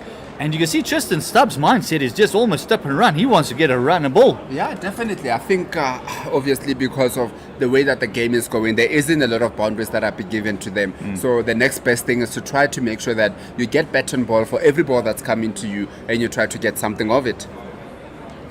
So we see Bosch into Jansen. Oh, this time just a check shot. Again, not carrying as Lazard Williams is on the fence there. Another 2 bounces, and again emphasize how well they've bowled to Marco Jansen. They've kept him bogged down, and the length has been immaculate, giving him nothing that he can just throw those big levers at. It must be very tough right now for the Warriors as to how do they now approach the game going forward. But I think, like I say, it's one of those games that you really need to go for it if you want to give yourself a chance at SuperSport Park, defending a total later on. Oh, this one just sounded spectacular, and what a shot that was. Lazard Williams is on mid-on the fence. They had about 10 meters to go and he had no chance. That was a brilliant shot. Lazard Williams is not slow in the field either, is he? But to hit it like that and for a man to just stand and watch it, brilliant shot there from Tristan Stubbs, breaking the shackles, a much needed boundary from the Warriors. That was goosebump stuff. Lazard Williams had no chance, and what timing that was. Stubbs on the rampage, doing a bit of a ramp, and another four is going to go the way of Tristan Stubbs.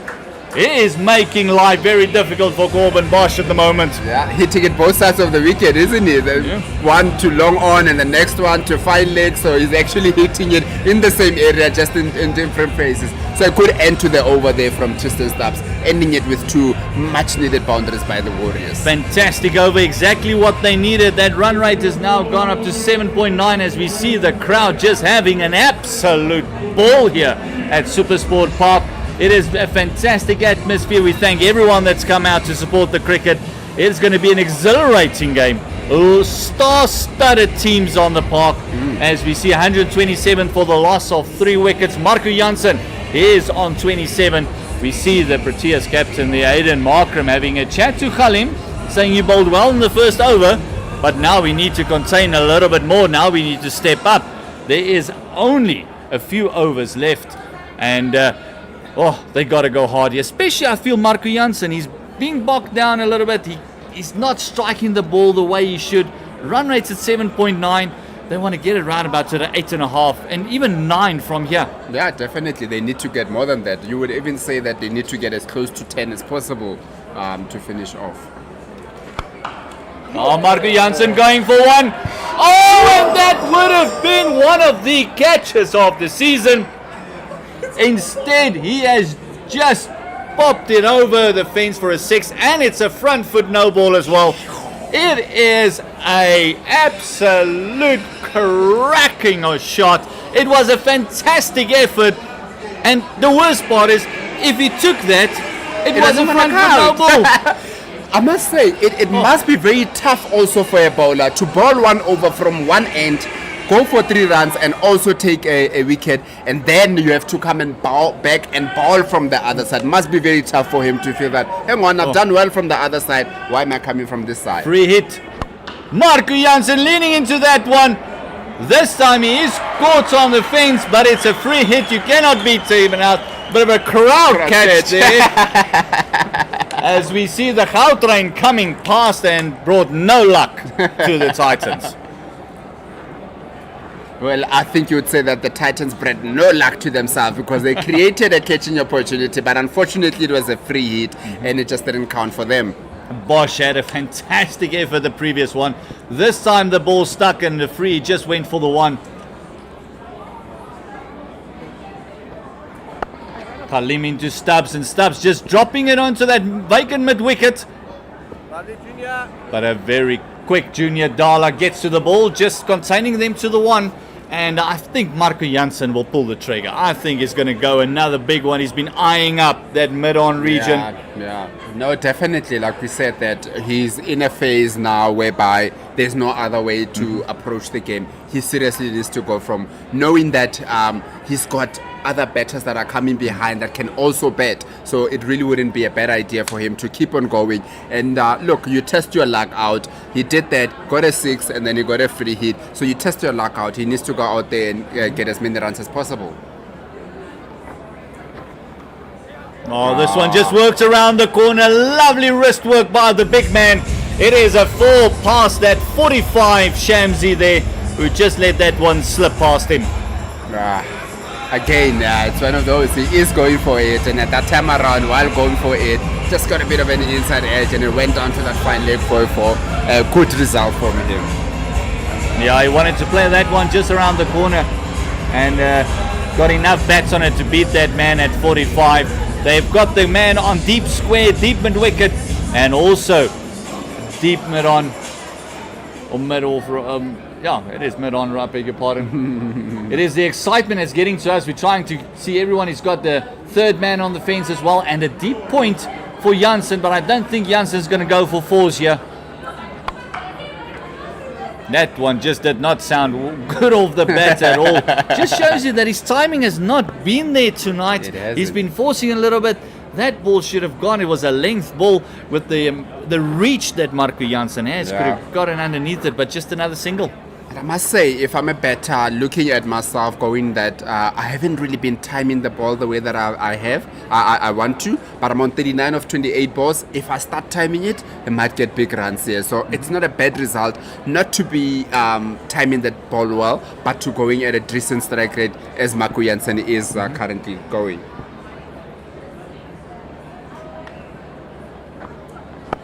Giving himself some room is Tristan Stubbs. Very well bowled by Khalim. And this time they go back for the second. Is it going to be a run-out chance? He missed the ball, that Khalim. How close would that have been? That was a suicide second. Especially taking on Junior Dala coming in from the fence. One of the quickest and fittest men on the park. And a strong arm. A fantastic arm. This would have been very close. Very well bowled by Khalim. Following Tristan Stubbs. But the way these two were running, there was just the call for two was there, and all Khalim had to do is just take off the wickets, and so close. But survival again. Tristan Stubbs facing up to Dayan Khalim. Again, giving himself some room, trying to get inside the line of the ball, and a fantastic delivery again. Just making sure that it's the one, and it's the end of the over. It is 16 gone, and 17 gone rather, and fantastic partnership thus far. 39 kg, 144 for 3. Oh, that 180. That 180. So basically means that the Warriors will need to be going at 10. About 12 and over. Yeah, I would say they need to get at least 12 and over, and that then would get them to that 180 mark. So it's going to be an intriguing 3 overs that we have coming up. 7 wickets in hand, so you've got the wickets in hand. You've got 2 guys that have faced enough balls to be set, especially in T20 cricket.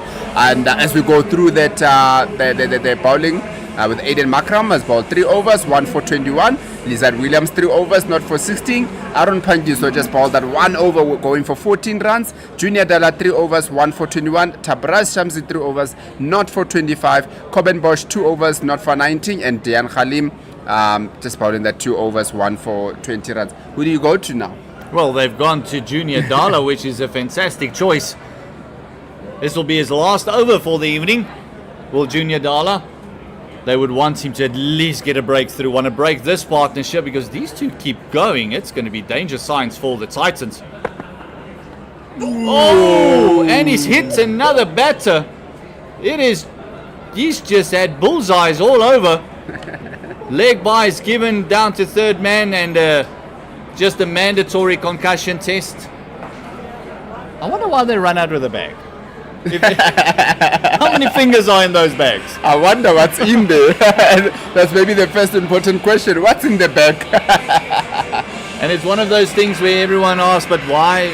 We don't know the questions yet. We'll try and find out. Yeah. But it's just to make sure that the helmet isn't cracked, because it might be dangerous for the next time he gets hit. Make sure everything is fine. He knows where he is, that he is in Centurion at SuperSport Park. He doesn't think he's in Oudtshoorn or something. Or he's getting married to someone somewhere. So 145 for the loss of 3. Busy with the 18th over. 1 ball in. The run rate has gone up to 8.4. We were talking about getting it up to 12 for the next 3 to get to that magical 180, is where you want to be. Although 160 has been par score here, but history is not with you there, because 22 of the last previous games played here, which is more than double, has been won by the team chasing. So it shows you 160 batting first is not the score. It's not the score, definitely not.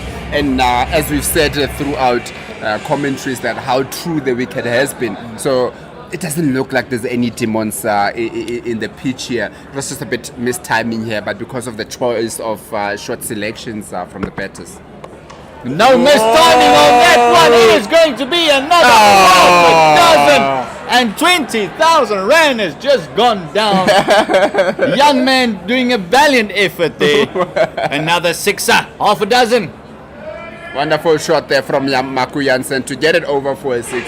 As we've been saying that he hasn't been timing the ball well. Imagine what would happen and the strike rate that you can actually finish off here if he starts timing the ball well and hitting it, and he just showed us that time around. Timing the ball over that cow corner for a wonderful maximum. 150 coming up for the Warriors.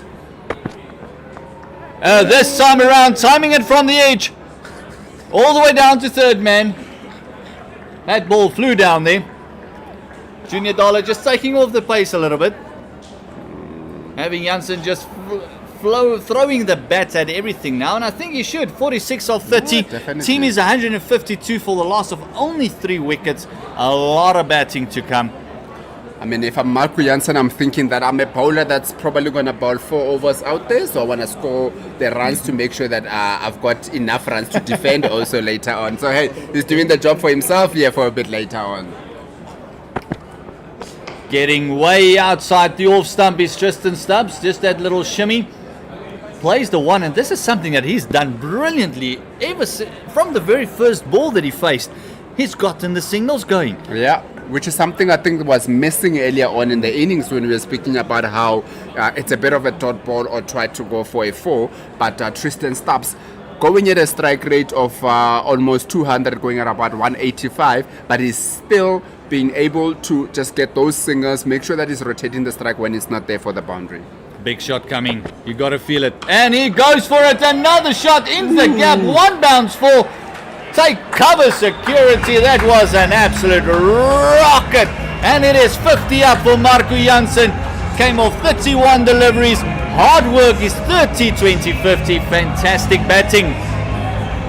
Fantastic batting here from Marco Jansen. As we said and we spoke about a bit earlier that he struggled a little bit with timing, but the most important thing is that he has stayed out there, he has batted deep, he's taking the game deep, and what is happening now is that to the banker, who is Junior Dala, he's hitting for a 6 and a 4 in his last over. And also the 50 partnership coming up between these two. Going straight up this time round. A fantastic shot. Glorious. Lazard Williams showing his 6. That was absolute finesse by the big man. Straight over the bowler's head. Lovely shot. Do we still need a question of where's that all-rounder for the Proteas? Is that still a question with the way that Marco Jansen has been batting? Coming up at number 4, change of batting. How much does it take for a batter to try and hit Junior Dala back over his head for a 6? He did that right there. Got wonderful connection. Hits a 6. Fantastic hitting by Marco Jansen. We know how destructive he can be, and he's just messed up Junior Dala's figures. He's done for the evening. 4 overs bowled, 39 runs, 1 wicket that he's picked up with bowler wide.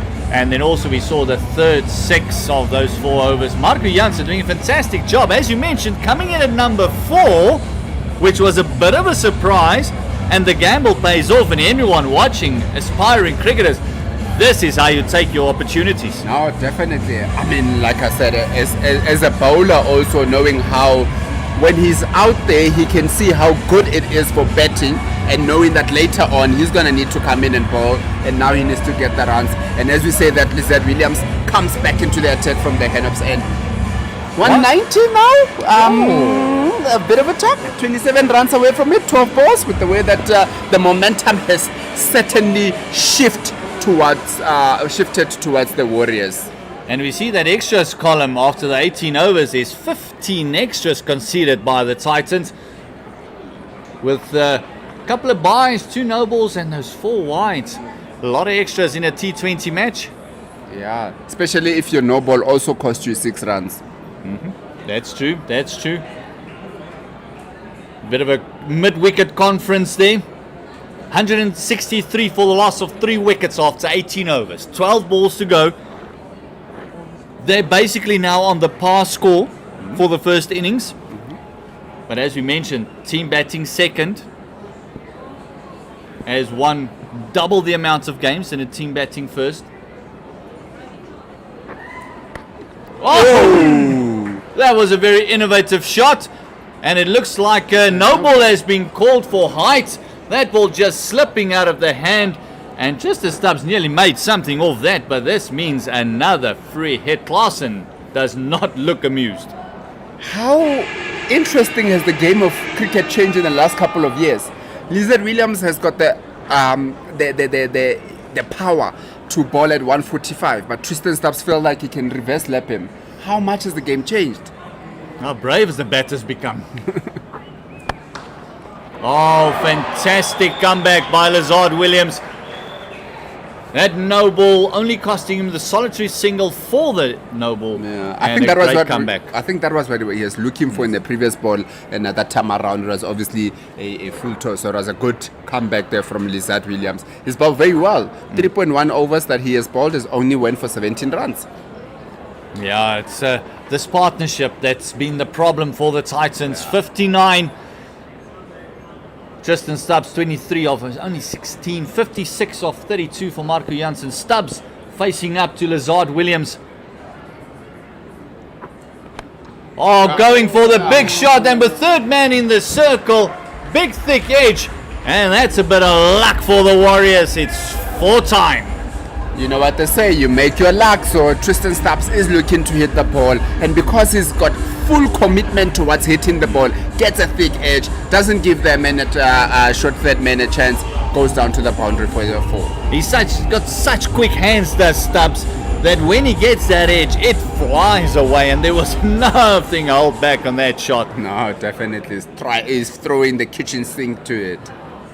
Might be even a couple of blueprints of that house as well. 5 runs in 2 balls already.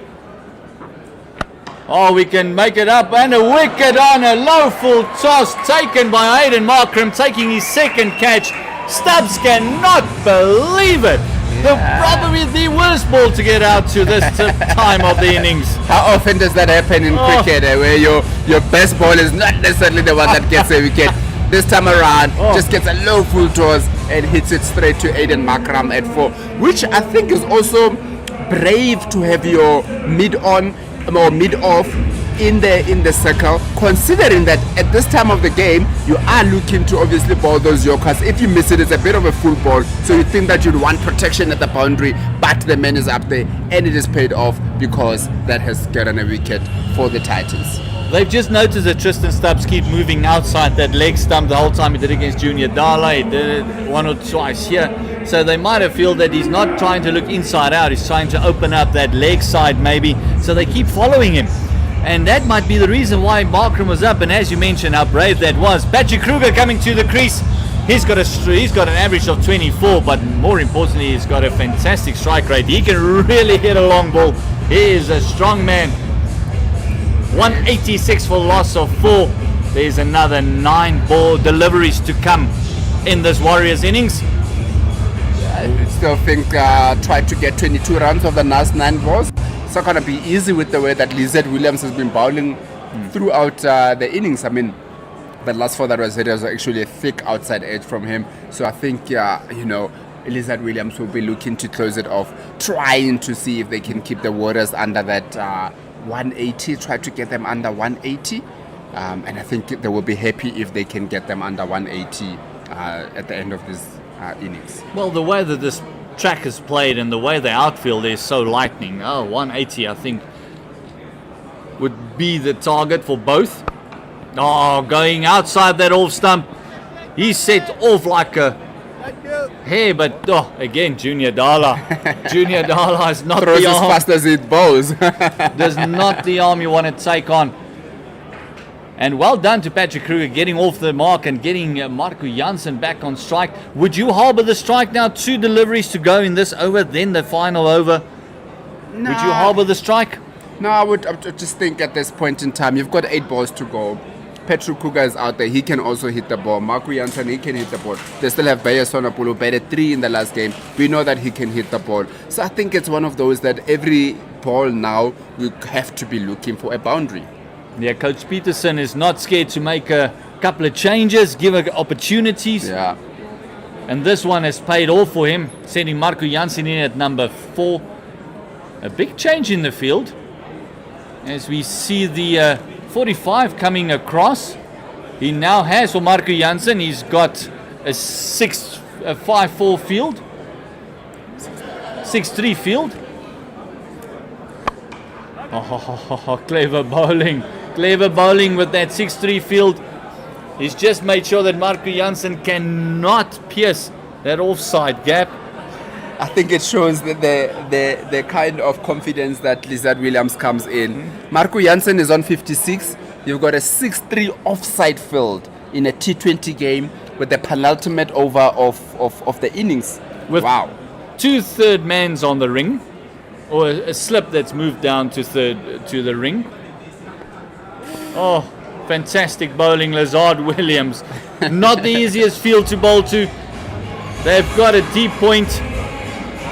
But he bowled to that's what he wanted, and he executed quite correctly out there. But I think it's because Marco Jansen has become a little bit predictable in this over. Always doing the same thing, going outside, trying to hit it over that cover. And they said, okay, if you're going to do that, we're going to pick up our offside field and just bowl the ball out there. If you hit it or if you get to it, good luck. Corbin Bosch coming into the attack. We saw the dugouts there. It is 180. It's one of those scores where both teams will be happy. Yeah. The Warriors will be happy to get to that 180. They need another 11 to get there, though. Yeah. And the Titans will be happy to restrict them to the 180 because it looked at one stage when Pillay and Jansen was going that it might get over that 200 mark. Yeah, definitely. I think we were speaking about the pass score, saying that it's not enough. I think 20 runs over the pass score from the Warriors, they would feel that we've done a good job, we've went over the pass score. But the Titans would also feel that the Warriors haven't gotten away as much as at one point, like you said, it looked like they were going to get to 200, but it's not to be. Bosch into Kruger, gets outside that off stump. Oh, fantastic fielding by both men. Not often you see dives on both ends. Double relay there. Well done to Aiden Markram. And then Brevis also following up, making sure the ball does not trickle into the fence. It's 2 runs to the Warriors, but fantastic fielding. Proper athletes there, athleticism. It's almost hot potato there. I don't want it, you don't want it, let me throw it. Fantastic fielding. Oh, what a shot that is! Fantastic flick by the wrist, Patrick Kruger. Shot! Half a dozen for the Warriors. It's just amazing looking at the way cricket is at the moment. The way that Patrick Kruger plays that, it almost looked like a conventional cover drive because it just looks so natural to these players these days. I mean, Coben Bosch is not the slowest of bowlers, but Patrick Kruger just says, you know what, I'm just going to do what I want to do and hit it as if like it's just hitting the ball through the covers. Oh, looks like a net session at the moment. Oh, this time fantastic bowling. This will be just the one. Oh, a minimum misfield, and it will double up on the scores after saving a couple of runs in the 2 deliveries ago. Markram, of all people, has let that one just slip. Scores now 179. There are still 3 balls to go. Hoza, now we are. This has been a long 20 overs. Yeah, it has been it's been a long, entertaining 20 overs. That 190 is still up.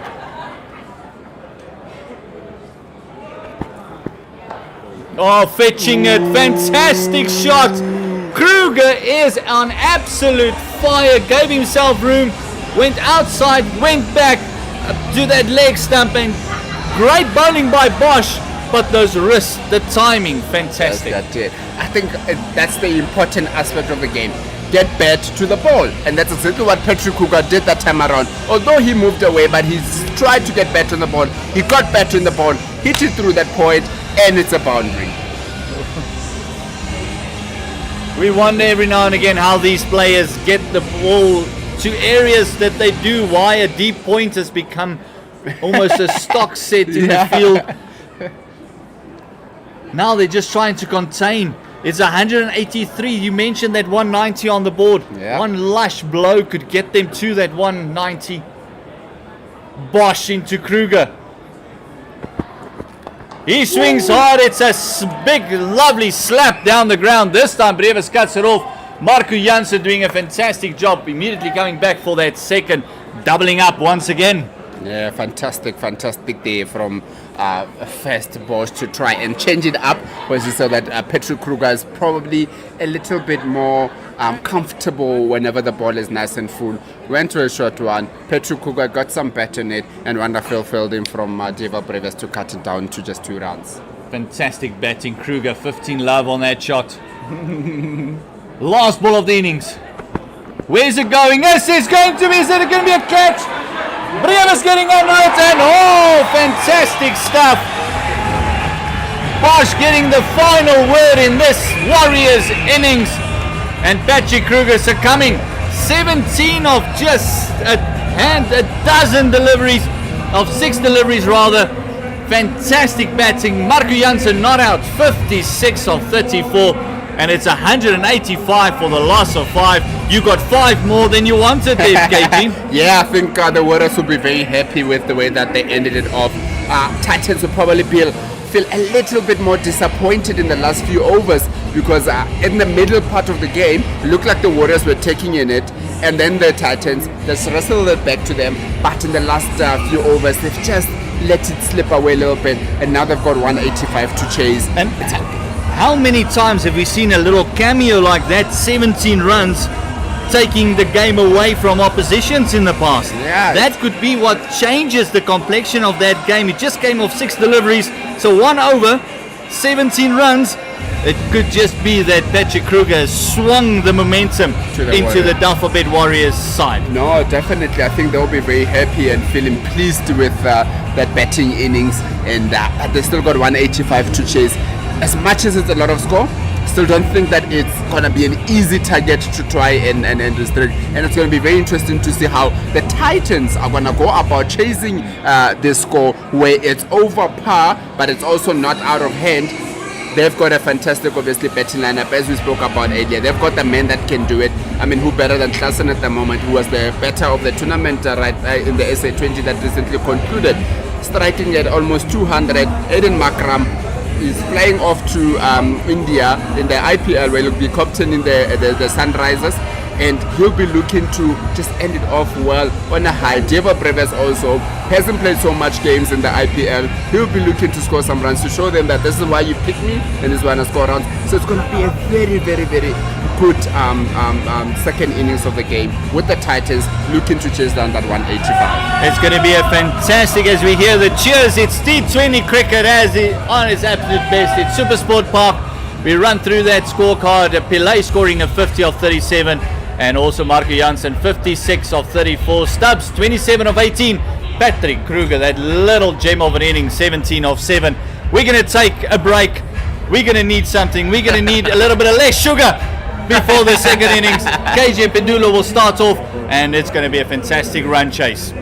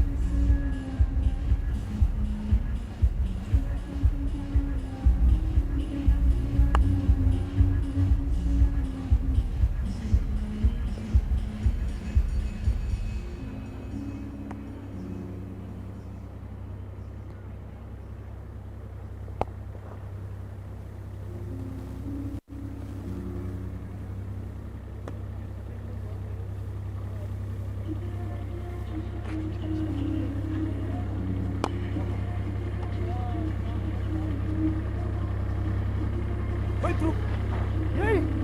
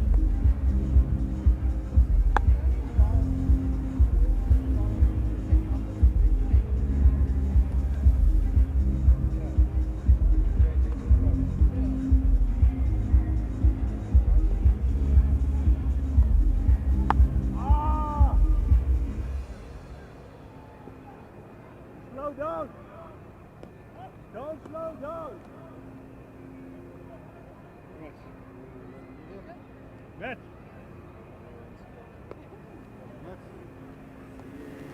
I know it's sliding on. But that means the bumper is going to be more effective tonight. Well, look at this weekend.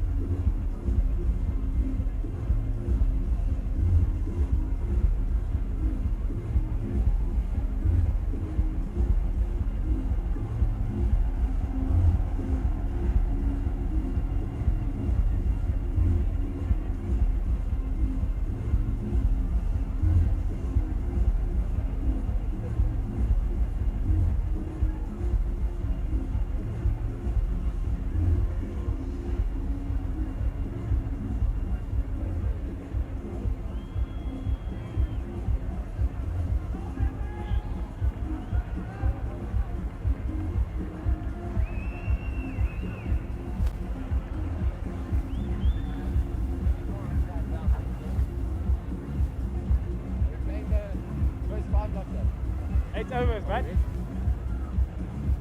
Makes a difference, huh? That's on purpose.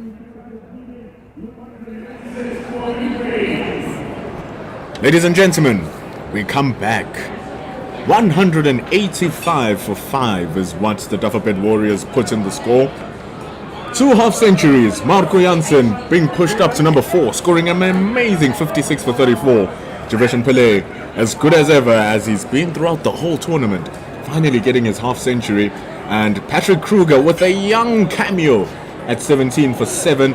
But it's those extras, 16 of them, that are certainly going to hurt the Titans. But here they are, looking to recover. Pendulo Makobane here with you. SuperSport on its YouTube channel. These are your World of Champions. The defending champions are the Momentum Multiply Titans. They are undefeated, so are the Warriors. It's going to be very interesting to see what's going to happen here as player Swanepoel has the ball. He has the ball indeed. I mean, we're having a bit of debate of here who's going to open. We felt that Marco Jansen, after getting a wicket in his first ball in the previous game, he will open. But obviously, because he batted for quite a long time, and Beye Swanepoel, we know what he can do also up front with the ball moving around a bit. So, yeah, very interesting. 185, good score either way that you look at it. So it's going to be very good, interesting to see how the Titans are going to go about it. Beye Swanepoel is not as quick as a Junior Dala, but we saw the areas of operation for Dayan Khalem, Corbin Bosch, who are of a similar ilk in terms of speed, how much that worked for him. So here he comes to Sibonelo Makhanya. Sharp delivery, movement coming back into the right-hander. It's a good start from Swanepoel. Yeah, very good start that time around from Swanepoel. As we said, the most important thing about him, not having the pace that your Junior Dala and your Lizard Williams would have, but he's got movement, and that's going to be very good. It's going to be very important with the score that has been put up by the Titans, or by the Warriors, that required run rate is just kept in check. Partnership is going to start growing. It is 9.5 to the over that they require. It's important for them not to feel the pressure of that score, because it's just going to continue nagging at them with each dot ball, picking it up and up just a little bit more. Yeah, that is the beauty of T20 cricket, isn't it? That, just string a few dot balls out there and then run rate just goes high tremendously. So the Titans will try to make sure that they keep it in check, not too many dot balls, at least get singles if you can't get the boundaries. Beye Swanepoel, very dangerous bowler, one of the top wicket takers in the 4-day series. The couple of matches that he played in the SA20 also got some dividends for his work. Extremely accurate, economical as ever is Beye Swanepoel. It's really knocking on the doors of South Africa wherever they are. Well, they're in Ghana. And he's hitting it back of a length and a quick single. Oh, big danger! And Makhanya is gone! Beye Swanepoel, what about that? Not only is he excellent with the ball, but from the bottom of his bottoms, he finds a way to hit the stumps, and Makhanya cannot make it home. Wow, what better way for the Warriors to start the innings than that? That is a wonderful following the ball up. The Titans felt that they could steal a single there, but Beye Swanepoel was very much aware of what they were trying to do, and he gets to the ball one-handed. He had one opportunity to throw it, stumps down. That's the end of Makhanya. Not what the Titans would have wanted. Deval Brevis called instantly. It was certainly there, but off by a balance. mile. He is gone. What fielding effort from Beye Swanepoel. Wow. It's gone, Swanelo Makhanya. That is amazing. That is. You can't stop talking about it. The beauty of T20 cricket, eh? The pressure just sticks with you. Just watch Beye Swanepoel. This is what we call commitment. This is what you must do as a bowler. Back up your bowling. and hustle and try take whatever opportunity. It is insane from Bear Swanepoel. Especially as we said, it's not going to be an easy target to defend, even though it's 185. But that brings Rivaldo Munsami to the wicket for the Titans.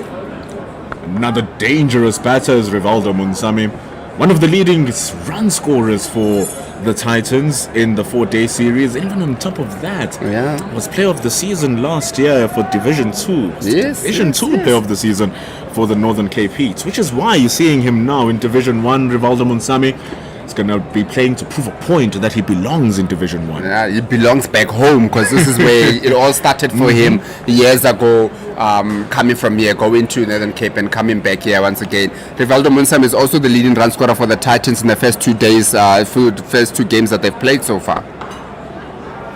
Really is showing his worth is Rivaldo Munsami, also wicket keeper in his right. But what an eventful first over that we have seen here at SuperSports Park. Bear Swanepoel taking the wicket because it wasn't his. But just take a look at it again, because it's just awesome.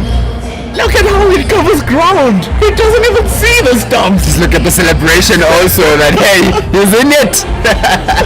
Can't get enough of that. Yeah. And can't get enough of the man who currently has the ball and will be running in for the Dafabet Warriors. Bear Swanepoel finishes job. Marco Jansen comes in. And he starts again. Remember, Bear Swanepoel is also a Titans boy. He also comes from there. He actually played with Rivaldo Munsami in your provincial teams and stuff, so they would know one another quite well from growing up. But as we say that, with Marco Jansen, who just comes back off an unbeaten half century early on, he comes into the attack from the pavilion end. Fresh from 2 wickets against the Dolphins. Barely giving away runs is Marco Jansen. Here he comes to Rivaldo Munsami. Ball tailing back into the pads, but Munsami, risky as ever. You will see those trademark wrists of him come out every now and then, and he shows why. At that time around, not even trying to force it off. It's amazing how the bats have been made these days. Just gets good timing on it, get good bat on it, and it goes over for 4 runs. Just flicking those wrists to get it over to the boundary for 4. Also shows that the track is still true in its pace. Marco Jansen, very pacey bowler, emerging talent player for the SA20. He's been such a revelation for the Proteas as well. Yes. A few just clumsy performances in the World Cup, but his overall World Cup, when you're looking at it as a whole, one of only 2 South African players to make to the World Cup Team of the Year. Yeah, alongside Hendrik Klaassen. Yeah, definitely. I mean, he's definitely a rising star, and the way that he's going at the moment, you would say that he's actually older. What is he? He's only like 24 these days, so you know he's still got a long way ahead of him. And just when you think that, you know, when you look at some of the players who are in the fringes for South Africa and who play for South Africa and play international cricket, some outliers who are magnificently gifted, X-Factor players we call them, how I wish I had another one of these to just operate, only to find that Marco Jansen does have another exact half of him. Dwan Jansen, he's doing wonders in Northwest. He's having a great T20 challenge so far. His brother, equally amazing, gets a top edge. It runs down to 3rd man. Yeah, very wonderful. I think Marco Jansen actually with Jordan Herman back in 2019, they were at the same Coke weekend. They both made the SA Schools team, so they're teammates now, and they would have played against one another at the Kaya Majola week. Actually, it's called these days in 2019, and then now they're playing together in the same team. It's what we also love about these broadcasts, KG. It's the fact that we can now properly follow domestic cricket from these gents as they were still young, and now you are seeing them here. You're seeing them at the big stage. This is the stage that propels you to a contract to another T20 league. This is the one that knocks the door for South Africa. T20 World Cup is around the corner, coming in June, so those are spots there. And we're seeing the very best of the players come and play, just like Marco Jansen. Yeah, definitely.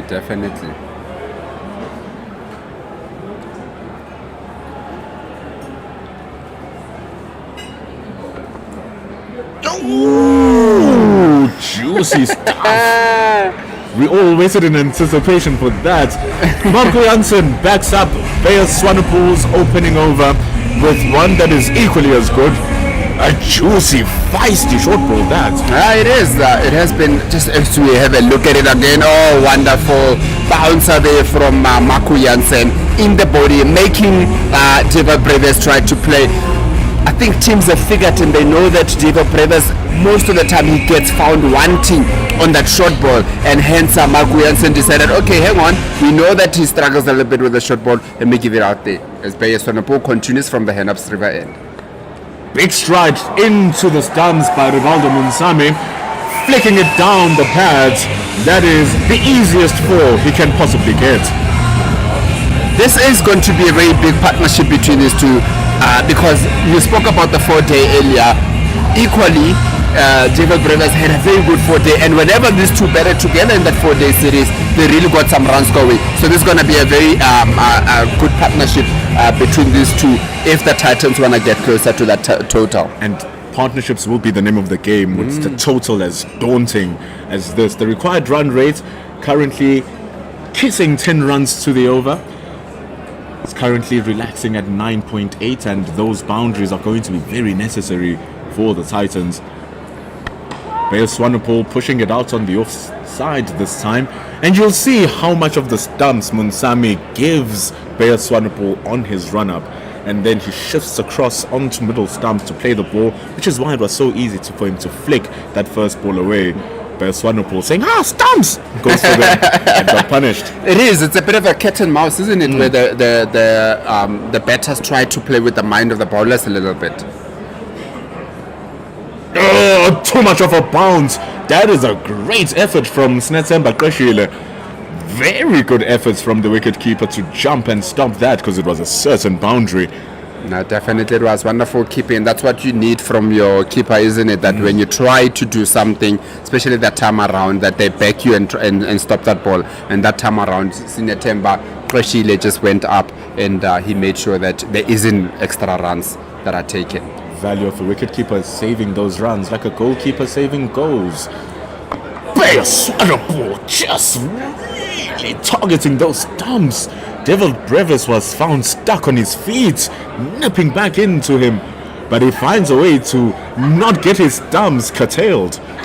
Definitely what Bayer Swanepoel is doing is that what he doesn't have with the pace is making it up with the swing. As we look at the replay of that ball, just tailing in, it just kept on moving and getting into Deva Breves, who looked to give himself room, but Bayer Swanepoel just followed him that time around. Oh, this is great control from Swanepoel. This is what we told you is what you're going to expect from this man. Doesn't give much away, and then he does take something away from the opposition team. He's such a lethal wicket taker as Bayer Swanepoel. The thing is, if it doesn't give you anything with the ball, it gives you something with the bat. Yeah, it's just one of those that he's an ace to have in the team. Moving across the stumps, calls for the single quickly, does Rivaldo Munsami. That is good trust from Dewald Brevis. He doesn't even look at the ball, trust the call of his teammate, and it's a single to end over number 3. They need 173 to win from 102. Yeah, I think, it's 3 overs, only 13 runs have been scored, but I think the momentum multiplier Titans will probably have to take a bit of pages out of the Warriors book, where earlier when the Warriors were batting also, they didn't get off to a flyer in the first 6 overs. It looked like it was a bit difficult. At one point we thought, they might only get to 150, 160 if even. But they managed to get that 185. So the Titans will have to look now and say, we got to be patient as we look at the wonderful crowd that we have here at SuperSport Park. I mean, it is a school night, but we still have people coming out. That shows that there's entertaining cricket that's been played. Of course, 2 teams that have played 2 games and have both won their games. So it is a big game, and hence we've got a nice crowd out there. It's 2 teams who've had brilliant seasons so far. It was going all so well for the Warriors in the 4-day series until they came here and found a 13-run defeat as Nielen van Heerden comes in.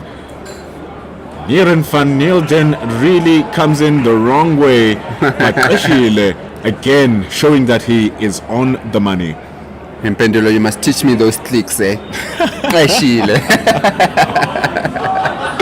They come with a lot of experience. Yeah, I'm gonna say you're making them sound easy, but we know how easy They come from the womb. It looks like Kashila's dives and stops are also coming from the womb here today. It just looks so natural. Yeah. Oh, this is a big problem. But the height just looking to be a little bit too much. Squared up there was Rivaldo Monsami. Yeah, looked like a bit of a height there. Looked like it was also going down a bit. Rivaldo Munsami obviously targeting that square leg. There is no deep square leg. Trying to target that, as you say, as you look at him in the highlight there, just standing outside that leg stump. Just And good. it just comes across and tries to get it over. But yeah, it looked like it is going down that time around. The movement hasn't stopped. We are 4 overs in. It's cooler, so the ball will move just a little bit more in the night sky. Oh, coming back into Dafabet Brothers, but he stands and delivers, swings at it, and into the boundary it goes. Yeah, and again, he didn't have too much control of that, but then he had a very big swing in it, gets a thick inside edge on the inside of the bat, and it just goes down to that boundary for a 4. Very brave shot, with the ball coming back in from Nielen van Heerden, so hard to time. Great lengths those are, but the placement from Dafabet Brothers was also very good, just a little bit mistimed, but doesn't matter. They push a man at square leg for that protection. He stands next to deep fine leg, who are your only 2 fielders outside of the inner ring.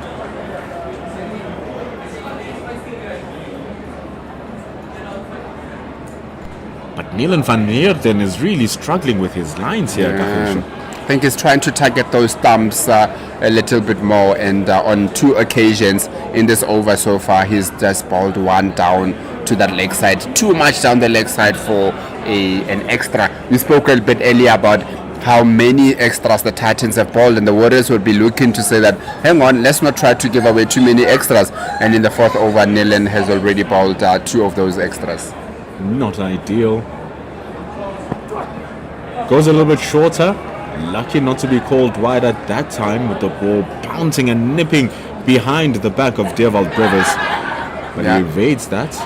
Going short is definitely a tactic that a lot of teams employ against the Dafabet Brothers, especially early on. And you can see they've got the field set up for it. They've got a deep square leg and a fine leg to say, no, you know what, you can attack us. The nice thing about the Warriors, where they are at the moment, is that they've put a good score on the board, and now they're looking to defend it, and they can look at trying to do such things to tempt the batter to go for a big shot. And he'll do it now.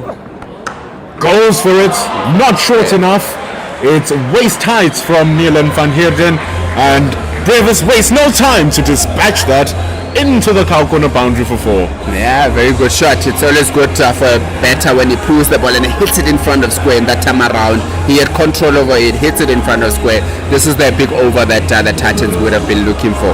It's an issue here. He's not finding his lines.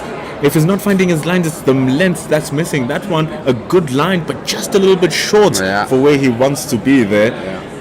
Brothers will feast on those every day of the week. All day, every day, and twice on a Sunday. Oh, it seems like it's Van Heerden is also feasting on these wides. Yeah. 3rd one for the over. It looked like Dafabet Brothers obviously just went outside that leg stump, and Van Heerden tried to follow him, but he just went too far down the leg side, and it's just called a wide there by the Empire.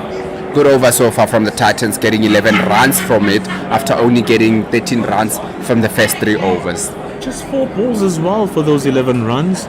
Big gift. That's another one from Brothers. Get out of here, and he drops it in the embankments. Down goes 20,000 rands, but in goes 6 runs into the scoreboard. So close. Ooh. And he is a cricketer. That is a cricketer that plays for Sinnerville Cricket Club here at the Titans. and he just put that one down. His teammates won't be happy with him doing that. Oh, the classic no-look 6 from Dafabet Brevis. Martin Kaptelesque. Oh, so gorgeous. That's the area, but like you say, Garrido, please guide us through that monstrosity of a shot. Shot, Dafabet Brevis. Stop it, I like it. That is a wonderful shot to end the 4th over, which is the over that the Titans have been looking for. They get 21 from that over. Wonderful shot from Dafabet Brevis. Just waits for it. Oh, look at that. Picture perfect. He just waits for it. He hits, and after hitting it, he stops and says, take a picture of that one, because it's a wonderful shot. I don't just like it, KG. I like it a lot. Takes us to the end of over number 4. What a look at that. Dafabet Brevis. What a money shot. 36 for 1 after 4. The Titans now need 150 from just 16 overs. Swanepoel needs magic in his 3rd over. Really needs something. That's a good start. It is a very good start. I think if the over, you just suspect that if the over from Van Heerden went well, Swanepoel might have been held back a little bit, but because it went for so much, and Swanepoel has probably been the banker in this inning so far, not giving too much away. He has to continue just to make sure that he can get them out of that power play without the Titans doing too much damage. Oh, the usage of Swanepoel so early, but he's bowling so well. He is the instigator of that solitary wicket of Sponelo Makanya through some salacious, delicious, delectable piece of fielding of his own bowling, causing the run out. He's here hunting for one that will be counted under his name. Bears Swanepoel. Munsami, he's hungry for more runs. He has plenty of them under his bag this season. Beautiful! Wonderful shot. That is glorious! Allows the ball to come into his body. Those wrists again from Munsami coming alive and guiding the ball down to the 3rd man boundary. Kruger running as hard as he can. He cannot stop that. He cannot stop it. It's a wonderful off the plate from Rivaldo Munsami. Just have a look at it there. A bit of room outside the off stump, and it just leans back on it a little bit. Those wrists that you were talking about a little bit earlier getting into play there. Oh, looking to go for it again. Be careful, Munsami. That's how you get bottom edges and lose your wickets. He's thinking about that because that's exactly what could happen, but he also feels like he missed out on a short and wide delivery. Yeah, I think he just felt that there's a lot of width and length for him there to be able to hit it over, but that time around he just didn't. Of course, we're still in the power play. There's lots of gaps for him to try and get. Comes across, he calls for a quick single. Marco Janssen is standing at mid-on, dares not take it on. Just a single. Oh, this has been some exhilarating stuff. Just needs to take some breaths in. Bear Swanepoel. It looked like there was a chat there between Bear Swanepoel and Rivaldo Munsami, as I said, that they would know one another quite well. It looked like they were going at it a little bit there in a nice, friendly way. Here's last ball from Swanepoel. Oh, it's the outside part of his bat. Dafabet Brevis is not in trouble. All of the Titans faithful around the stands were crying for that ball to just hit the ground, and a huge sigh of relief across the SuperSport Park as it lands safely. Overs number 5 coming to a close, and what a start it has been. 43 for 1. 33 for 1 it is, as I welcome, we welcome Gert into the commentary, and I'll be off. Gert to join Pendulo. Dr. Gert joins us here. Man, he's going to enjoy the cricket that is on display. Yeah, I'm having some coffee, so the energy will be a bit lower now until the caffeine kicks in. Oh my goodness, as if you need more coffee. As we look at this, 185 is what is being chased. Dafabet Brevis, Rivaldo Munsami still alive. Marco Janssen not giving much away. 5 runs in his first over, and here he comes. Oh, big swing. Munsami and Brevis want to get on with it, and We were mentioning wide ball given there. We mentioned earlier that Brevis hasn't quite gotten going yet in this tournament.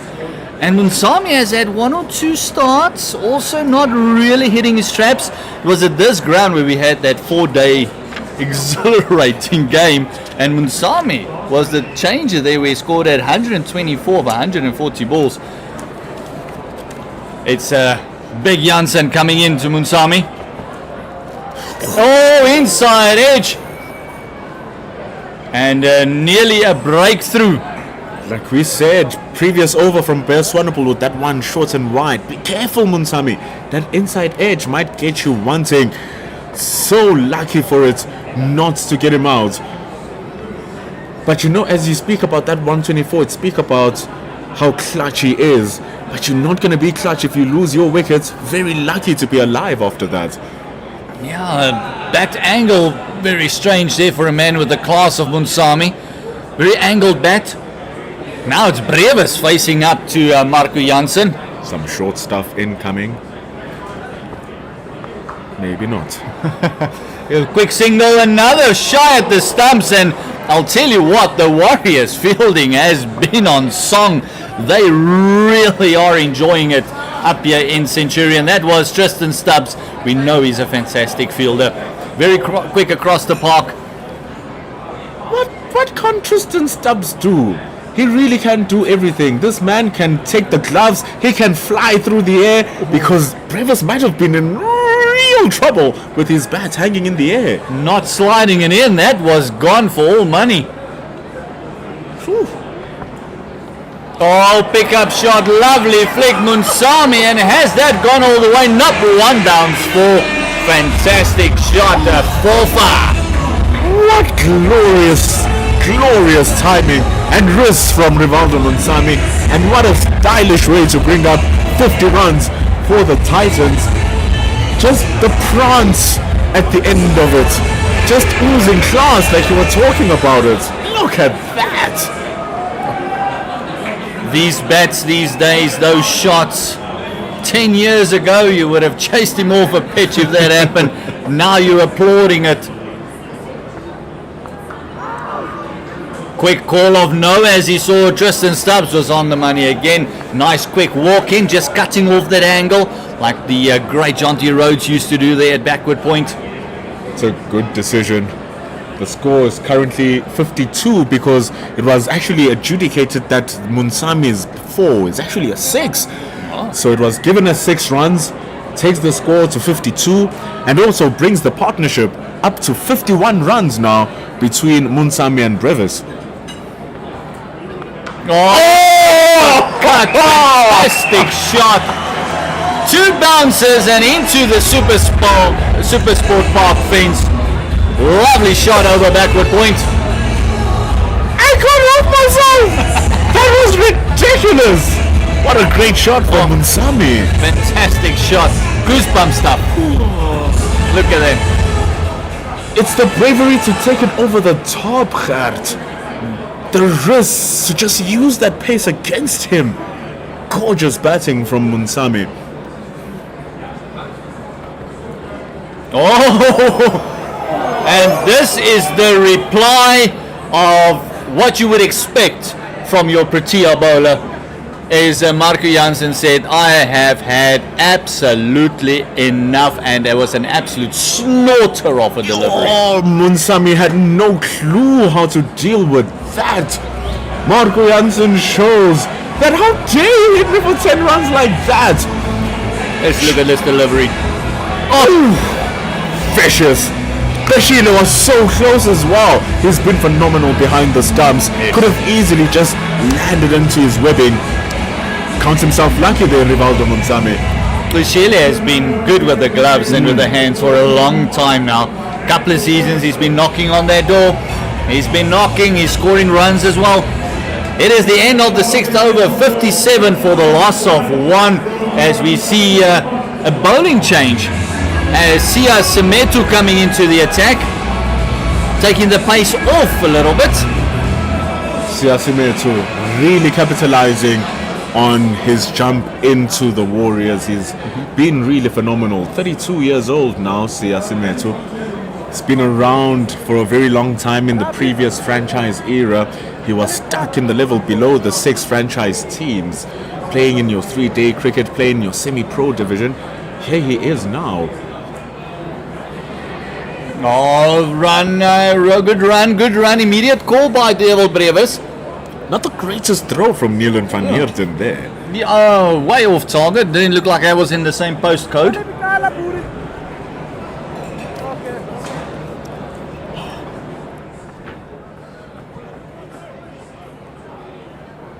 He's up for it. And with that run-up, you almost say that he's not going to take the pace off. It almost looks like a medium pacer coming in, but he does. It's a left-arm slow bowler. Oh, fantastic cut shot. Devil Brevis is packed in the hands tonight. What a lovely shot, lovely timing. Superb. And we were talking about how he's bowling it a little bit quicker. That shot from Brevis just demonstrates that. Didn't do too much with it. Just allowed the bat, allowed the hands to do what it needs to do to a quick delivery. Great placement for 4. A fantastic placement, and I just like it when Brevis backs in his hands. Those hands are so remarkable. We always talk about his power, but the timing, even that, just look how the sound of the bat for that single just sounds immaculate. And when he's in full cry, I'll tell you what, that 81 balls for that 123 might come get a lot closer. Biggest worry for the Warriors is that both of them are on song. Oh, just shimming down the track, making sure that even though the boundaries are coming, they're making sure that there's no dots. And this is the difference now between the innings of the Titans and the Warriors. Yeah. For the first 10 overs, we really didn't see a lot of rotation on strike from the Warriors' batting. And it's a stark contrast from what we are seeing with this partnership.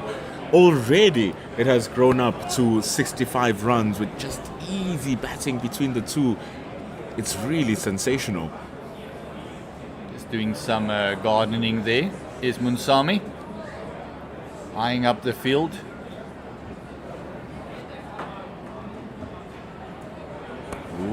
Bit of a fake delivery there. Maybe thought that Munsami was going to come down charging at him again. This time just standing his ground. Oh, there was a little bit of turn. The ball just straightening up on the right-hander. Big Marco Jansen picks it up as we have a change in gloves for Devil Brevis. We've come accustomed seeing this from him. He likes to change his gloves. The score has moved on to 66 for the loss of 1. Devil Brevis is 28 of 17. Rivaldo Munsami is 32 of 24.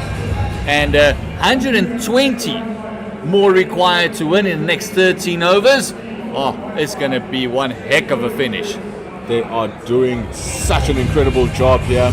I'm trying to figure out as I'm watching here, Gert, whether or not is it the pitch that has just become lightning good but hasn't been much time going over the game, or are the Warriors struggling to find the areas that the Titans are trying, or is just the difference in the batting caliber? I don't know what it is, but it seems like the Titans are batting on a 220 run pitch here.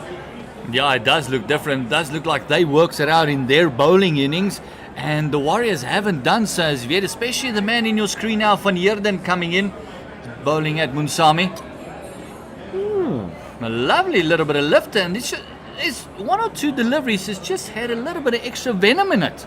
That's the thing. But we don't see that enough, because in his first over, Nielen van Heerden was just a little bit too straight. It's as if he was failing to control that movement of the ball coming into the right-hander, therefore finding him culprit of 3 wides down that leg side, and a lot of deliveries where it should just flicked off the pads. That first ball, that was exactly where he needs to be every single time, because the movement is still alive. Just keep it on the 4th stump line to let the threat be alive.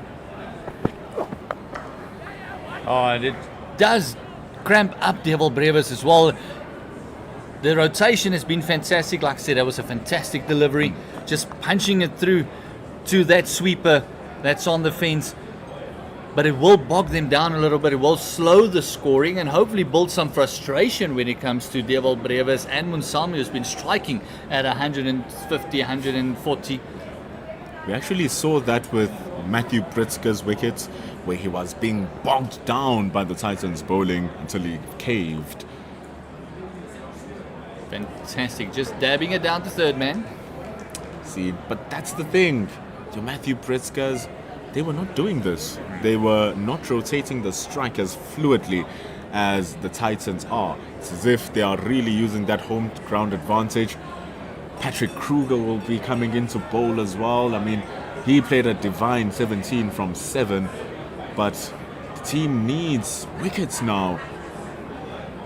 And the problem that the Warriors have is this Titans lineup go deep. Van Heerden into Brevis. Short ball. Wide called. There was a bit of excitement there. They might have felt that there was something on it. But Trishile didn't feel there was anything. Normally the keepers will let you know. And it was only the bowler who was almost begging for it not to be called a wide. It's what it really seems. Just little struggles here for Neelan van Heerden. Of course, he's going to get it right. He is a quality bowler. It's just that tonight hasn't been hitting the mark. Short ball against Brevis is never a bad idea. This time just straying onto the hip again, and an easy one for Brevis. And they're doubling up on the misfield, and the Warriors are just letting it slip in the field. This is not great work by Pillay, who scored a 50 himself, but it doesn't mean you can give away runs in the field now. It doesn't get deducted. They need to wake up. They need to get intent. Intensity is one thing, but they need to get the intent up as well. If you're going to do something, do it wholeheartedly. You know, this is what we call death by 1,000 cuts. Brevis just shimming down on that leg stump. They didn't. And played a little bit uppishly and nearly gave it away. 100%. See, the Titans here, they didn't bring a shotgun or a machete or a kimote or a sword. No, they just came in with scalpels, cutting the little arteries of the Warriors and letting them bleed out. You see, every single that's been taken, they can't stop it. And you see it just eating away from you. And every now and then, there's an over where they'll get 2-3 boundaries. And eventually, it's just going to run away from them ever so slowly.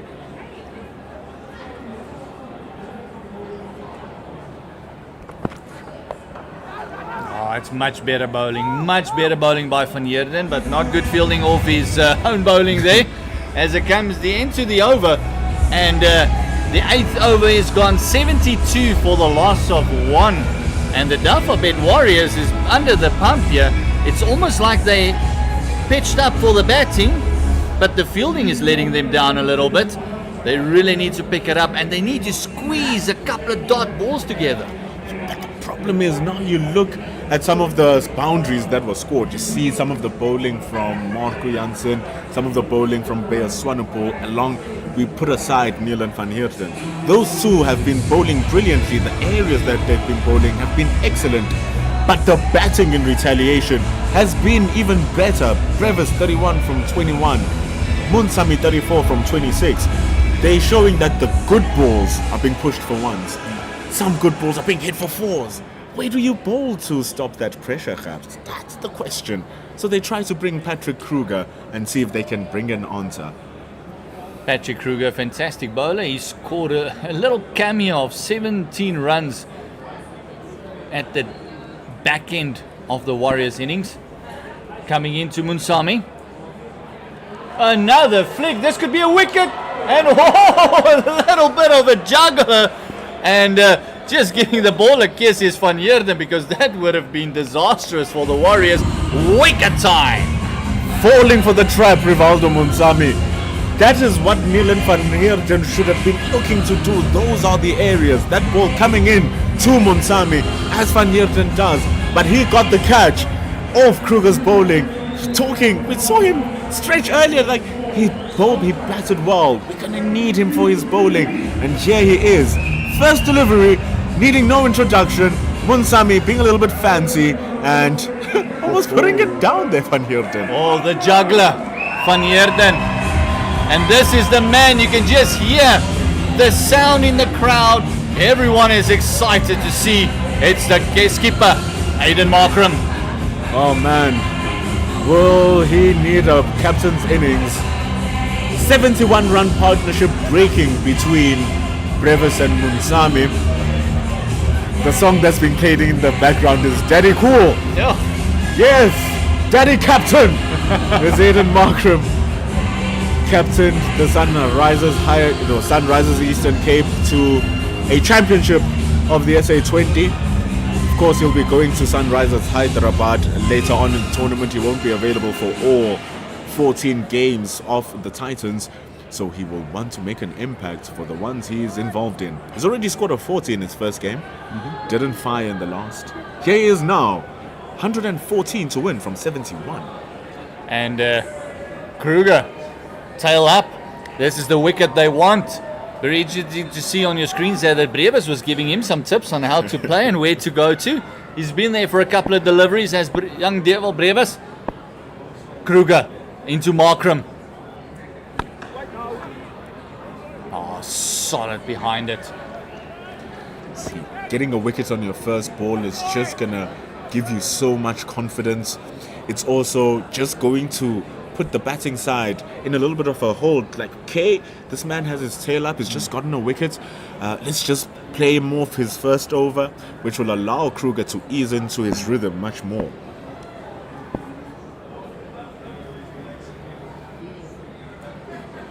John Markram going for the pull and one bounce to that man, Van Heerden again. Oh, and very nearly the plan working twice in a row. Who says lightning doesn't strike? Of course, and his Patrick Kruger's number is 2-2. So 2-2, it will strike again. Lucky enough there for Aiden Markram. Oh. Just not reaching Van Heerden. Gets him off the mark. And it's Devil Brevis who's facing up. He's 31 of 21.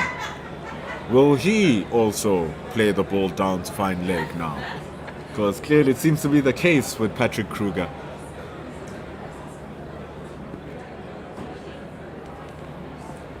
Oh, he went for it. A bit of an appeal. Called one for the over. Dushile had something there. Kruger wasn't too interested. It always works best when both you and the wicketkeeper are in tandem in your appeal, and then the rest of the team starts to join in. That was a very good short ball, just over the shoulder of Deval Brevis. Very well directed as well. The direction is very commendable. So easily it could have popped onto the man at short third man in Siasimeto. Oh, just tucking Brevis up, playing it off the hip. He's just had the tendency in the last couple of deliveries just to go towards that leg stump a little bit, trying to maybe force the bowlers to go straight at him. We know how he loves to go downtown, so that might be a plan, but thus far, Kruger, fantastic over, picked up the big wicket of Munsami. It's also a thing, Gert, where you're trying to open that offside as well. The ball coming back into you as a right-hander, being squeezed onto the leg side all the time. It's not nice. Oh, Aiden Markram now being squeezed, and again Van Heerden, he's been busy in this over. Picked up the ball, getting it in, and that was the end of the over. 9 gone, 74 for 2, 112 still needed. Run rate required has gone up just over 10 now, but they are batting at 8.7, so thus far not really an issue for the Titans. You also look at the fact that they still have 8 wickets in hand. Okay, we're still pretty good. We're still pretty safe. But it's going to be important. It's going to be important that the partnership that we saw from Brevis and Munsami, the running, that pushing into space, getting the ones, keep it moving like that. And Brevis, Markram, good runners between the wickets, so we hope to see more of that. Just as a case study, to see that T20 cricket is also cricket in its own right. Yeah, and Dile Mokhakane is going to be another bowler who's Going to be a bit under pressure. Devil Brevis is in his 32 of 23, but he's going to be bowling to Aiden Markram. Oh, how much would it mean to him to take this wicket? The big wicket of Markram.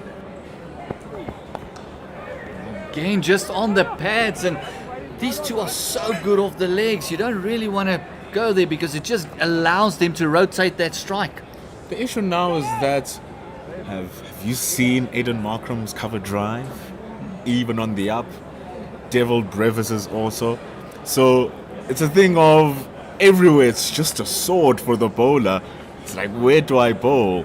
So Mohakane, just attack the stumps. If you hit, I miss.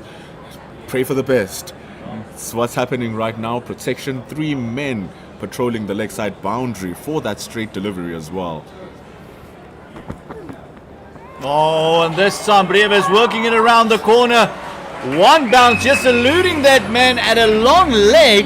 He just got moved over or so ago from the fine leg position to that long leg and just couldn't reach it. Oh, just worked around the pads. You're talking about it, Khabs. They are so dangerous around the pads. Why are you drifting there? But also, what can you do when you have protection for that particular delivery, but the man is just not quick enough to get across? Also, very dirty delivery, naughty delivery that from Mohakane. Drifting down the leg side, short enough to just be worked around without any stress from Brevis. And I think with the hands that Brevis has, I mean, if he works it around at any sort of pace, that ball's going to keep flying. We just see a bit of a mid-wicket conference here by the two batters.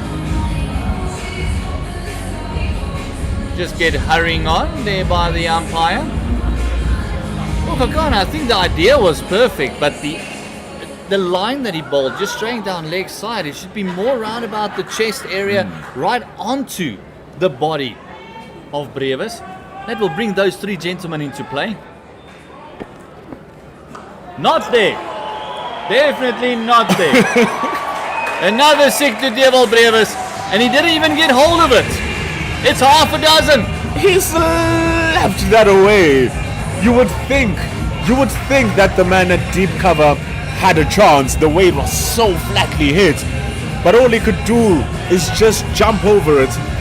But you must say, it's going to be a little bit positive for the Warriors because it was a slight opportunity there. Slight. But just connection enough for Brevis. Again, just moving, shimming away to that leg side. Being adjudicated a wide, I think he might feel that it went over his head a bit. But, sorry, that 6 was almost like an open face slap, wasn't it? It really was. That's why my first description was, oh man, he really did slap that. There's a new competition, a new fighting competition. It's a power slap or something. The face slap. The face slap thing. That bat belongs there, clearly. Oh, this one is just a nothing delivery. And it looks like we've got a catch in the crowd. And it's a no-no. Sorry about that. You just lost some money. And it's another half a dozen to Devil Brevis. That bat belongs in the power slap competition.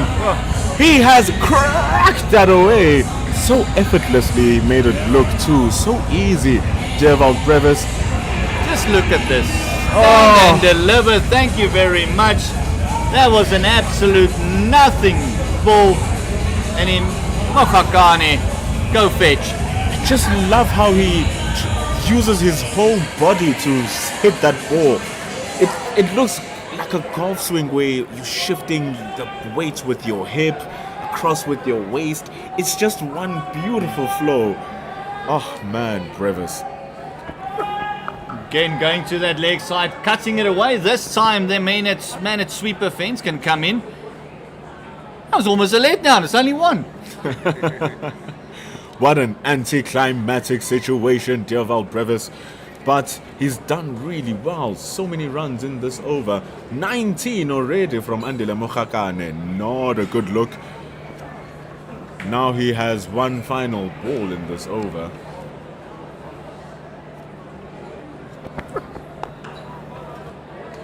very well managed. Tried a lot of slower balls, Mokakane, but what was not slow was the rate at which they scored off him. 19 runs from that over, 10 have been completed, and thus we shall have a change in commentary. In comes back Kagiso, who's going to join Dr. Gert. It is our local resident superhero, KG, coming in.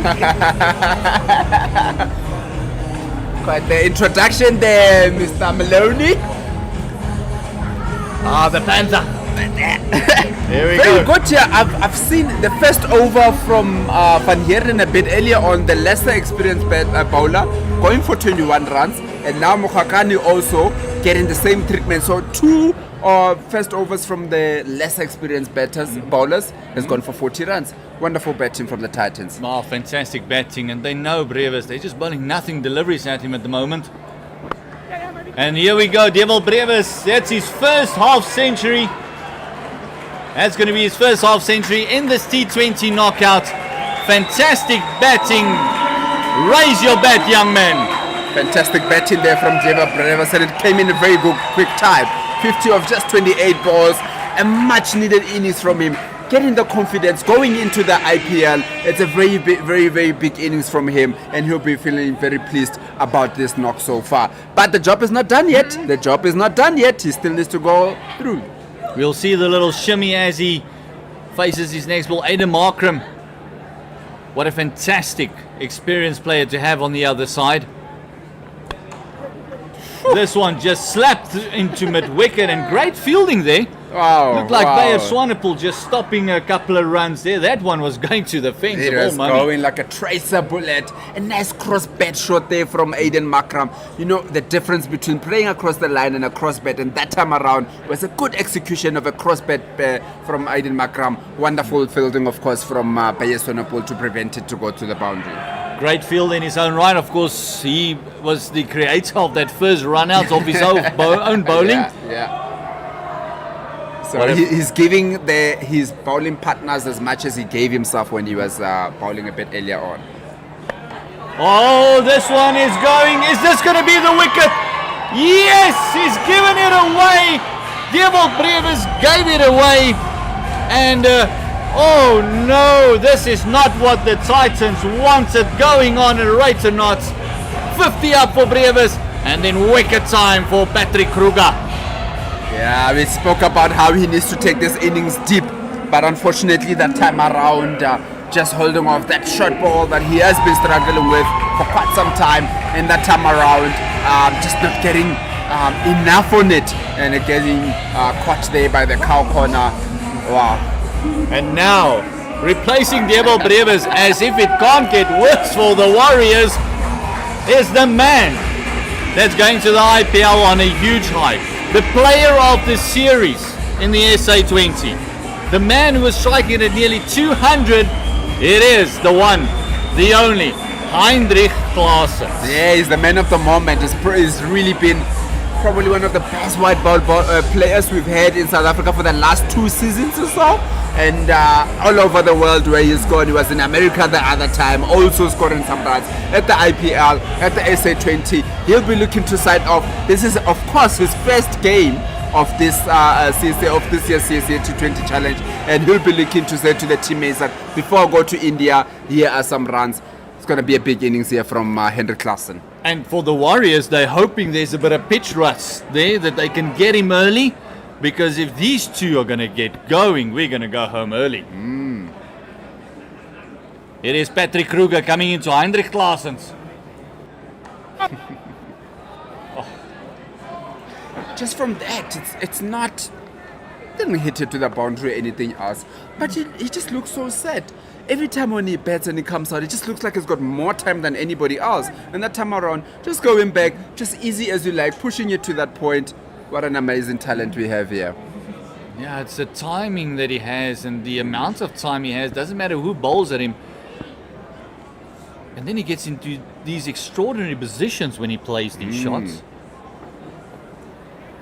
Oh, this time just ducking away from it. Patrick Kruger. Oh, he is at this moment, he's putting a man of the match performance together. That's 17 of 7 at the back end. that last over, and then also now already in his second over, only conceding 4 runs thus far, picking up 2 massive wickets. Yeah, very definitely. I mean, he came, he broke the big partnership, and then he got the other man that was part of that partnership. So he's really putting his hand up here, really having a good game here, Patrick Kruger. Oh, Heinrich Klaassen says, I'll just... Looks like it's a young boy there, grabbing a one-hander there. You just have to look. Looks like schoolboy. I don't think he qualifies. It looks like he's under the age of 18. But I'll tell you what, where's all those big guys who dropping the catches? Let the youngster teach you how to catch. And that's the 100 up for the Titans. Being brought up in a fantastic way by Henrik Klaassen, hitting a 6 over that mid-wicket, and the 102 for 3 after 11 overs are the momentum multiply Titans. It was just the timing. He ducked under one, and then this one just didn't come up as much as the previous one. Yeah. And he just absolutely spanked it for 6 up. As we see Neelan van Heerden coming in again. Oh, he's going to be under pressure. Yeah, Markram will probably just take the one and tell Klaassen to get on with it. Oh, a bit of an expansive shot there by Aidan Markram. Also going off to the IPL, so might feel that he wants to play a couple of shots as well, just to get his season going. Yeah, definitely. I mean, the SA20 that he had also was a bit underwhelming for him. And obviously, so far in the 2 innings that he's played in the CSA T20 challenge, he also hasn't really scored a lot of runs. Captain of the team, he'll also be looking to leave a wonderful present for the Titans. Oh, a bit of an expansive shot again, just playing away from his body, getting an inside edge and doubling up. That's 2 runs to Aidan Markram, and what a strong throw that was from the fence. Even going past your wicket keeper there. Yeah, just Markram, just the last ball there, he just looked a touch unsure of what he was looking to do. And now the run rates have just evened out. The run rate required is 9.5. And they're batting at 9.3 at the moment. Oh, this is close to call. Wickets is going to be important for the Warriors. Oh, this one is slapped over point. 1 bounce into the grass embankment. Another 4 runs. Aidan Markram getting on with it. Yeah, getting on, being part of the show here. I think what's very look like it's an intentional attack from the Titans, that they're trying to put as much pressure as possible on the bowlers that are not that experienced. I mean, Patrick Kruger has gone and has bowled 2 overs for just 11 runs, taking 2 wickets. He's basically stolen 2 overs out of the game, and now they need to attack the other guys, and they're doing just that. Oh, this one was cue ended. 8 ball corner pocket. It looks like it was right into the grill area as well. And they'll have a drink there as the physio comes in. And it's 78 runs more required. And it's off 78. Oh, sorry, off 50 balls. It's 78 to win of 50 deliveries. And it looks like Markram and Klaassen are in a hurry to get this over with. There's also, of course, bonus points to play for. And the reason the Warriors are on top of the log, there's 4 teams that play 2-1-2, but they are the only team who's received bonus points in each their games. In each their games, definitely. So that's what makes this match so intriguing, is that the Warriors come into the game after getting 2 bonus points. The Titans have won both the games. The last one, they needed Aaron Pangiso at the end to win the game for them. They're hitting 2 big sixes at the end. So it's a very intriguing game that we're getting here, where the Warriors would have been looking to continue to get the bonus point, and the Titans would also have felt coming into this game that let's try to get a bonus point. But it's evenly matched, isn't it? It just looks like it's evenly matched. As we said a bit earlier on, the rate achieved at the moment is 9.3 and the required is 9.4. So they're really evenly matched at the moment. Yeah, still 7 wickets in hand. Van Heerden coming into Markram. After being hit in the helmet, looks pretty decent. Yeah, looks like there's no problems there. He knows that he's still at SuperSport Park. Yeah, just the swing of the bat, and that's something that we've seen from Makram in the last 2-3 seasons or so. The intentional way of just swinging the bat, and that time around doing exactly the same thing. He just goes full-blooded at the shots whenever he's looking to hit the ball away. Yeah, he does have a much more positive intent over the last couple of seasons. It's been working for him. Aiden Markram is striking at 100.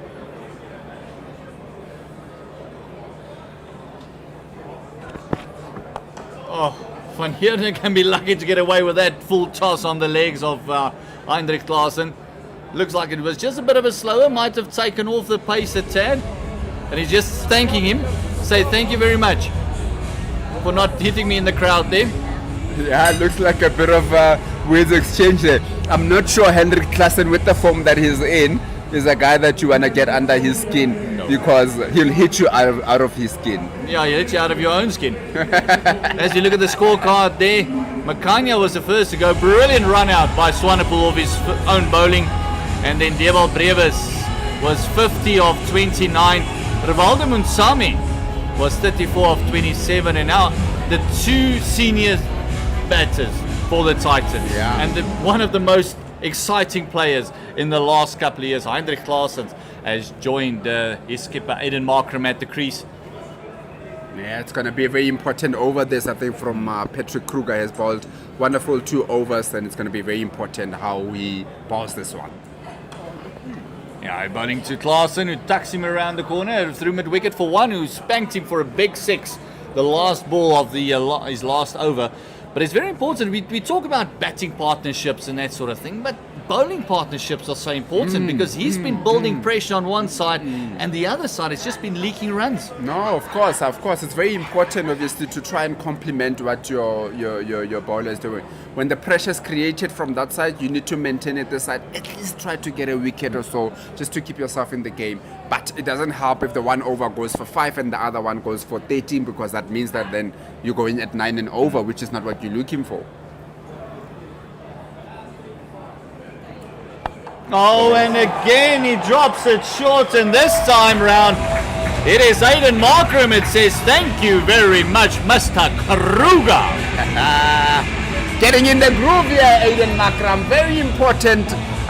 Would have looked and said, you know what, this is the game that I can try to get some runs on. Patrick Kruger has been bowling really well, but he's just in the last few balls or so, he's just pitching the ball short. He doesn't have really that pace to threaten batters, especially batters of this caliber. And we see Breetske now having a chat with his bowler there.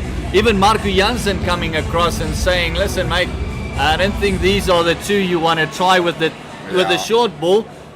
Kruger not the quickest guy in the world, pace wise, so let's see you maybe just pitch it up a tad. Oh, and this time nearly castled him. Looks like he might have just taken off the pace of that one a little bit. Aiden Markram just throwing his head back and asking himself, how did I miss that? Yeah, and that is where Patrick Kruger, with the pace that he has, that's exactly where he needs to be. Not in the body and not short, and that's where he needs to be. Try to make the batsman to try do something, hit the ball in different areas. We mentioned the cover drive of Markram, maybe having playing one of the two of those expensive cover drives. This one just through mid-wicket again. It looks like they want to turn for a second, and again just a tumble in the field. Brings there's no respite at the moment for them, because Aiden Markram has just spanked you for a 6, taken a single off you, and now you got to bowl to Heinrich Klaassen, who's in the form of his life.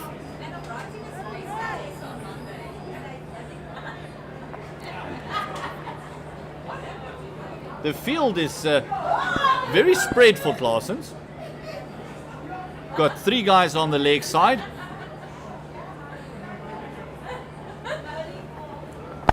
Again, just shimmying to that leg side. Again, just the one. It is that man at deep mid on. And also they got the 3 boundary riders. It's almost like they went defensive at the moment. Yeah, but I think what we spoke about, that there was a lot of pressure that's been let off from the other side, and so far even though they've gone defense a little bit more defensive, they've still kept up with the rate. I mean, this over has gone for 9 runs with the ball still to come.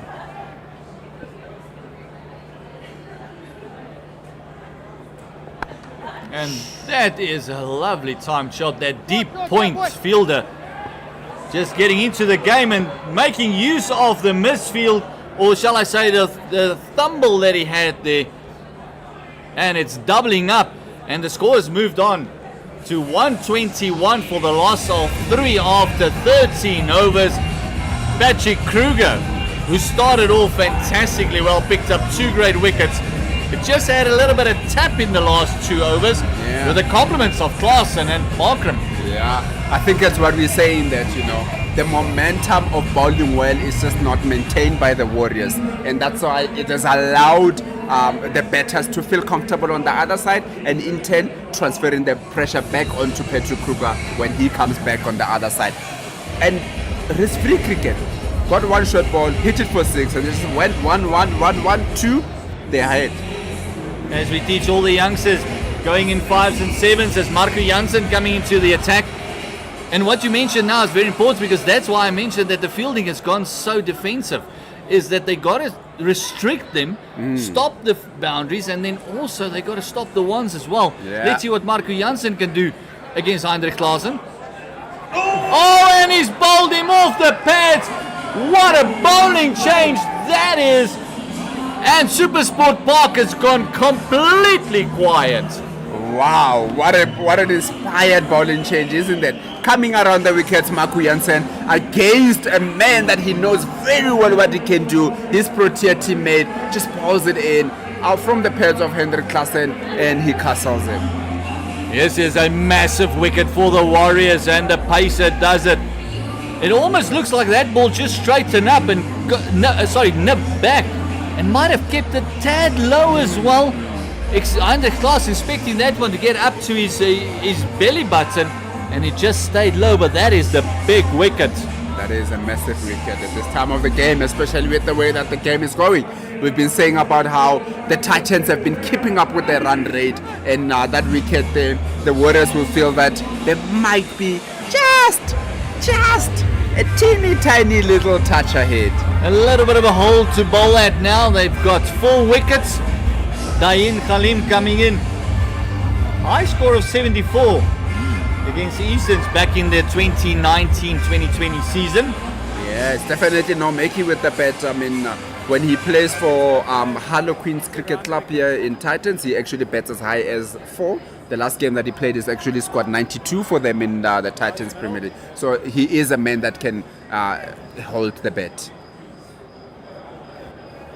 He does get a few deliveries to get going. He does take 1 or 2, so this might just be the opportunity for the Warriors to build a lot of pressure around him, and maybe that will transfer back to Markram as well. Jansen getting the outside edge immediately, and the ball's running away for a fortuitous fall there for Khalim. I think Khalim will be looking at the innings that he played in the final of the T20 in Poch when the Titans won it. He was right there till the end to win the game, and this is the kind of innings that will be needed from him today. Because after this, what we have is Coben Bosch. He can hold the bat, but the one thing that you don't want to do is leave it up to the next batsman. He's the last, probably more recognized batter in this batting lineup. Jansen coming into Khalim. Oh, firing it in. They would look to double up here with the Titans. Khalim just harboring along a little bit there. Taking the first one that quickly. Another 2 for the Titans. It's a good result to have. First 2 balls, you get to score 6 runs. Keep the momentum going the way that Hendrik Klaasen and Aiden Markram are going at it, and Dain Khalim just comes in here, make sure that he keeps the momentum going after losing a wicket in that first ball of the over. I need some momentum going. 59 still required, and that's off 39 balls.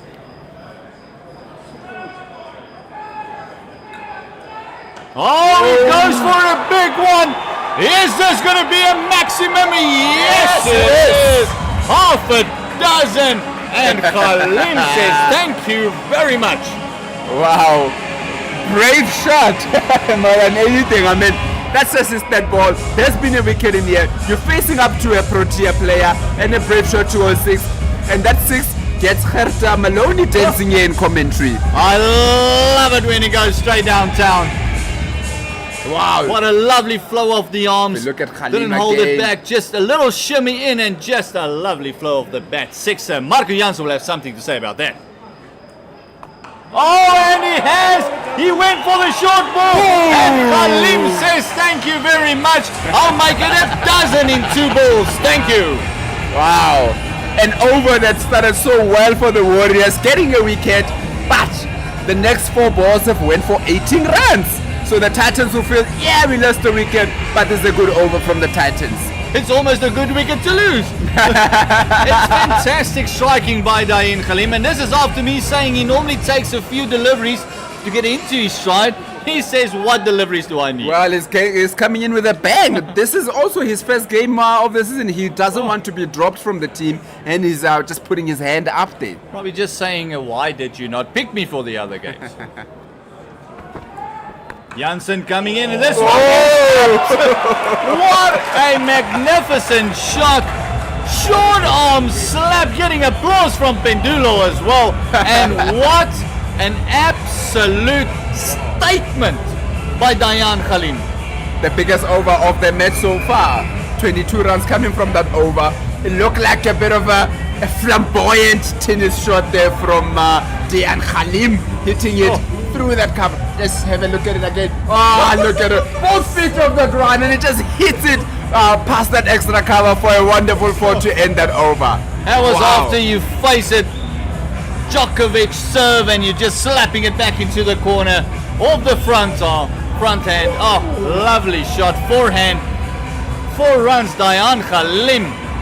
22 of 5 deliveries, and this came off Marco Jansen, who is a Protea bowler.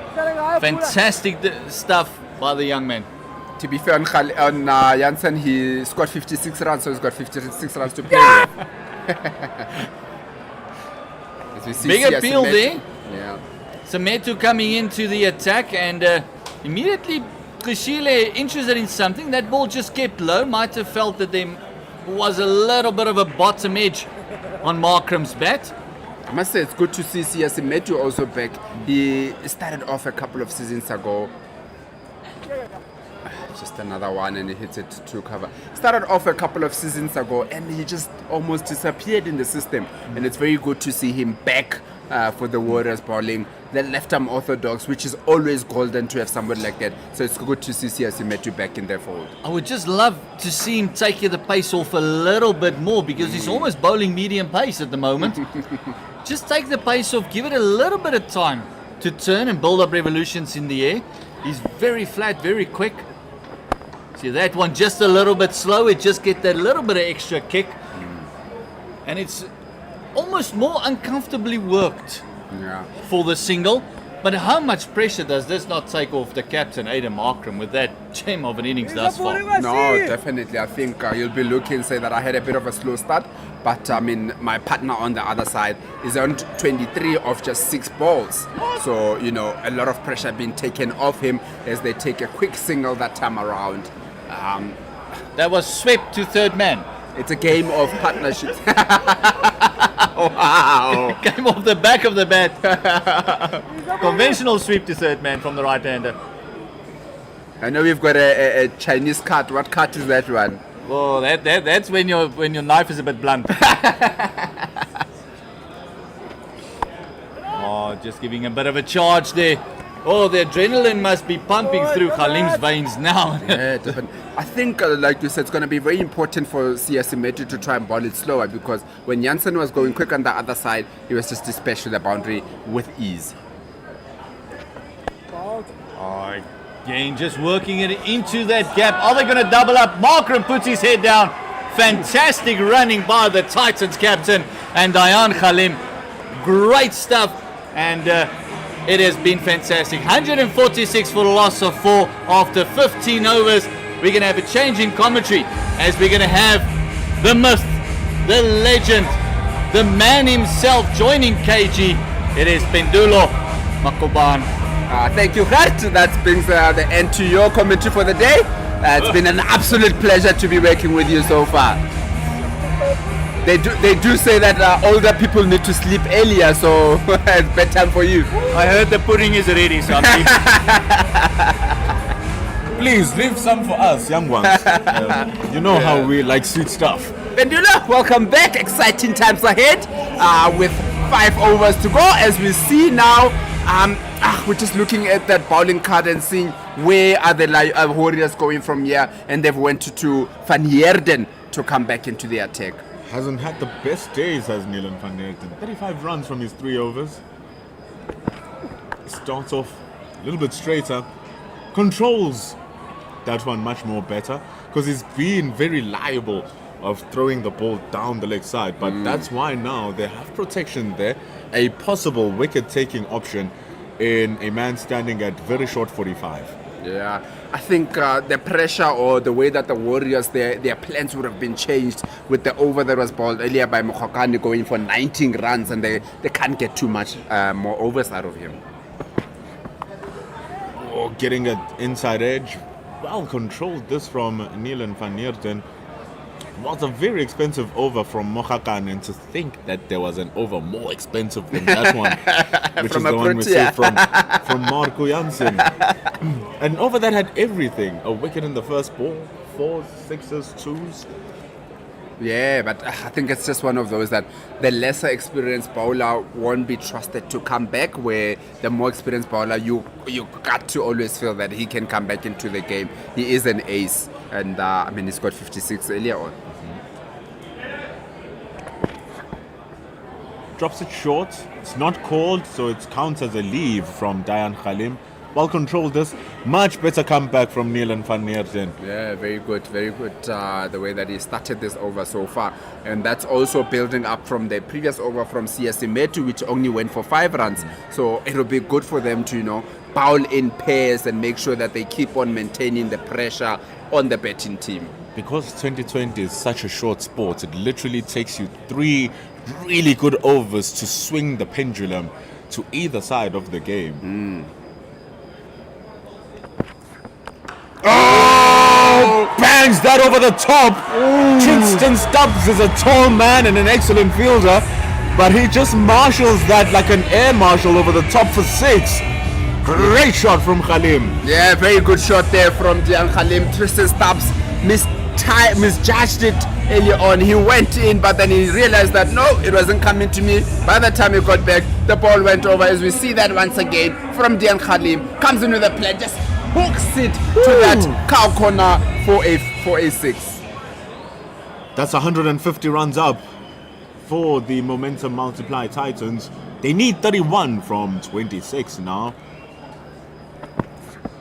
Oh, going for another big heave is Dayan Khalim, playing an explosive innings. 32 from 11 deliveries now. What an outcome. What a game that we have on our hands. A nice Wednesday night evening to be coming here. It's as good as being at home and watching a Champions League final. 100%. The vibe is living. It's alive here at Centurion. The stands have crowds. The embankments have crowds.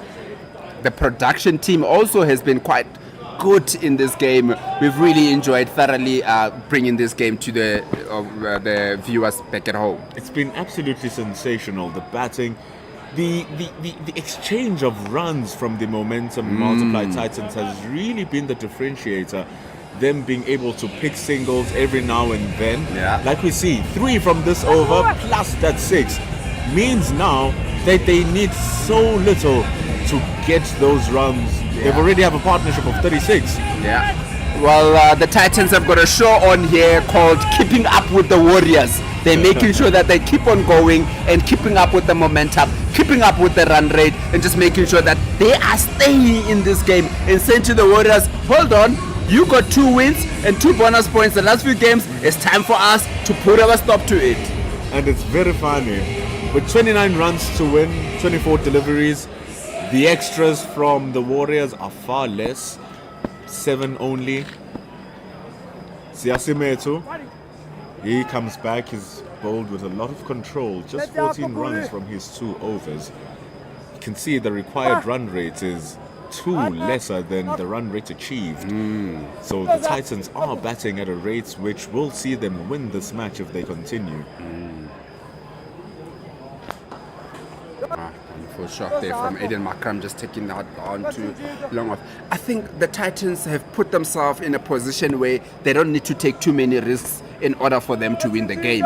Where at the moment, those singles, those twos, and that odd boundary in and over or after 2 overs ago, but they keep on getting the momentum going, which is a good position to be in as the batting team. Oh, he's gone! Castled by Siasimetu. Dayan Khalim's amazing innings has come to a close.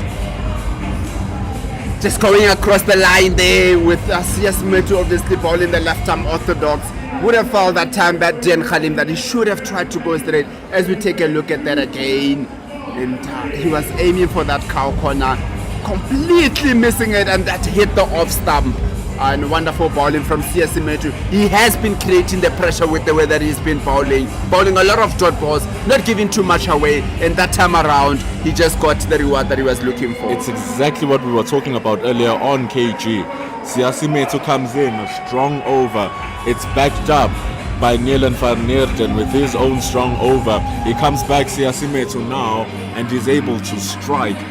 You just need to keep applying that pressure, starve the team of runs until they feel desperate to find runs wherever else. Yeah, I think Dayan Khalim will look at it and be disappointed as you see Coben Bosch coming in to bat for the momentum multiply Titans.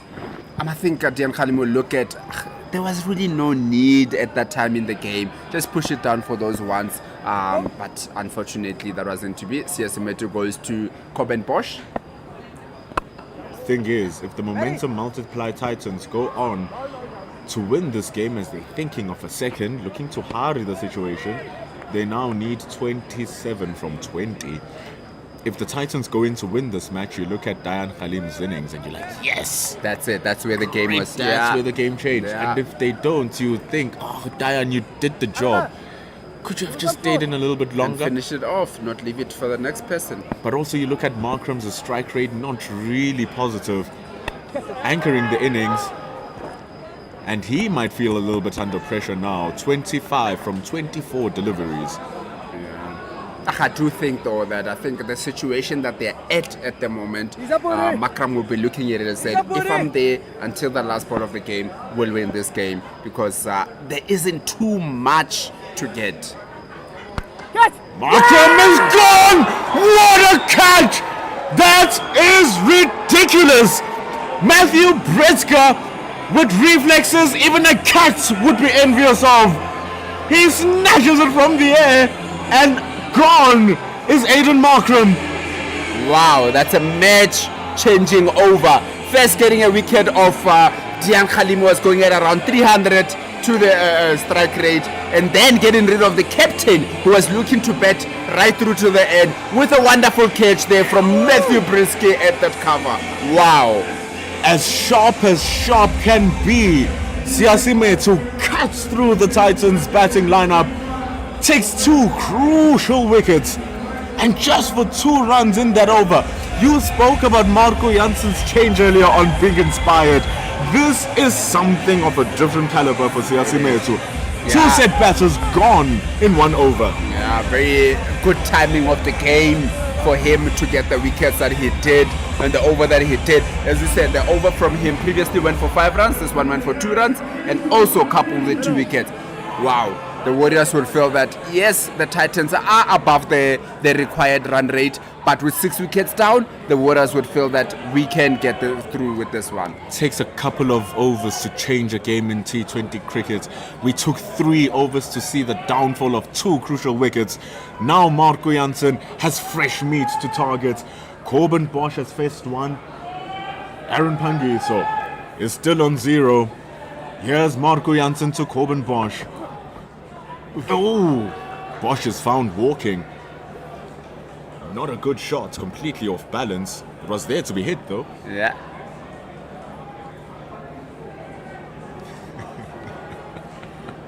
Well, I guess Marco Jansen has so far went for 41 runs in these 3 overs, but he is a man that is experienced. He is a man that is a pro-tier player, and you think at this time of the game you want him to come back and make up for those 41 runs that he went for in these first 3 overs.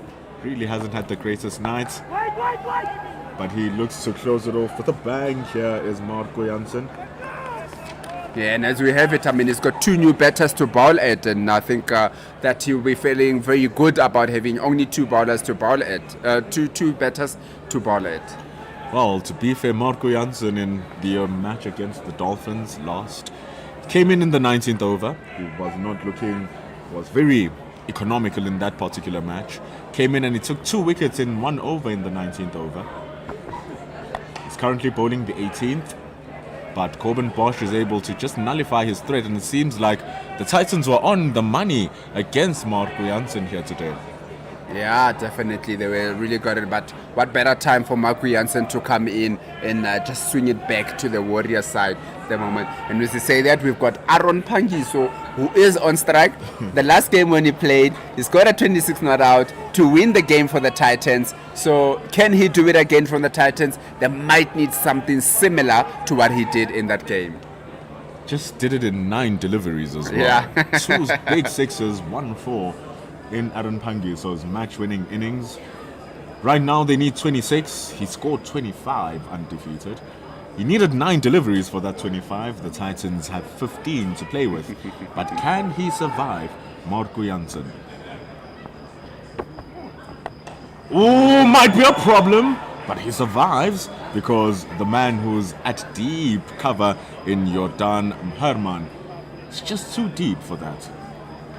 Yeah, I think Aaron Pangiso obviously is brimming with confidence from his innings in the last match that he played. And first ball there, just deciding that, you know what, after what I did in the last game, let me try and do a similar job. 2 deliveries left. Walks away, and Marco Jansen just pushes it across the red line. He knows about it. So does the umpire, and it's signaled wide. Yeah, it's a bit of a...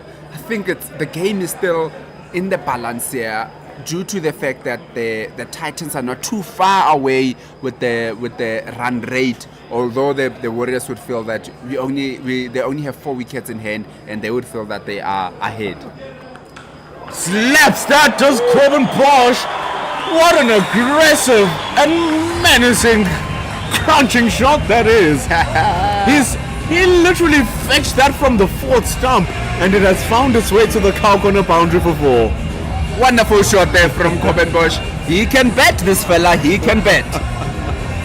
I need no more evidence than this replay you're about to see. Marco Jansen coming around the wicket, tries to bang it short. It was so wide for him to do that. Now he goes a little bit straighter, does Marco Jansen, but there is Nilan van Heerden who's standing at fine leg for 1. Not a great night for the Protea. Not a night for him to remember.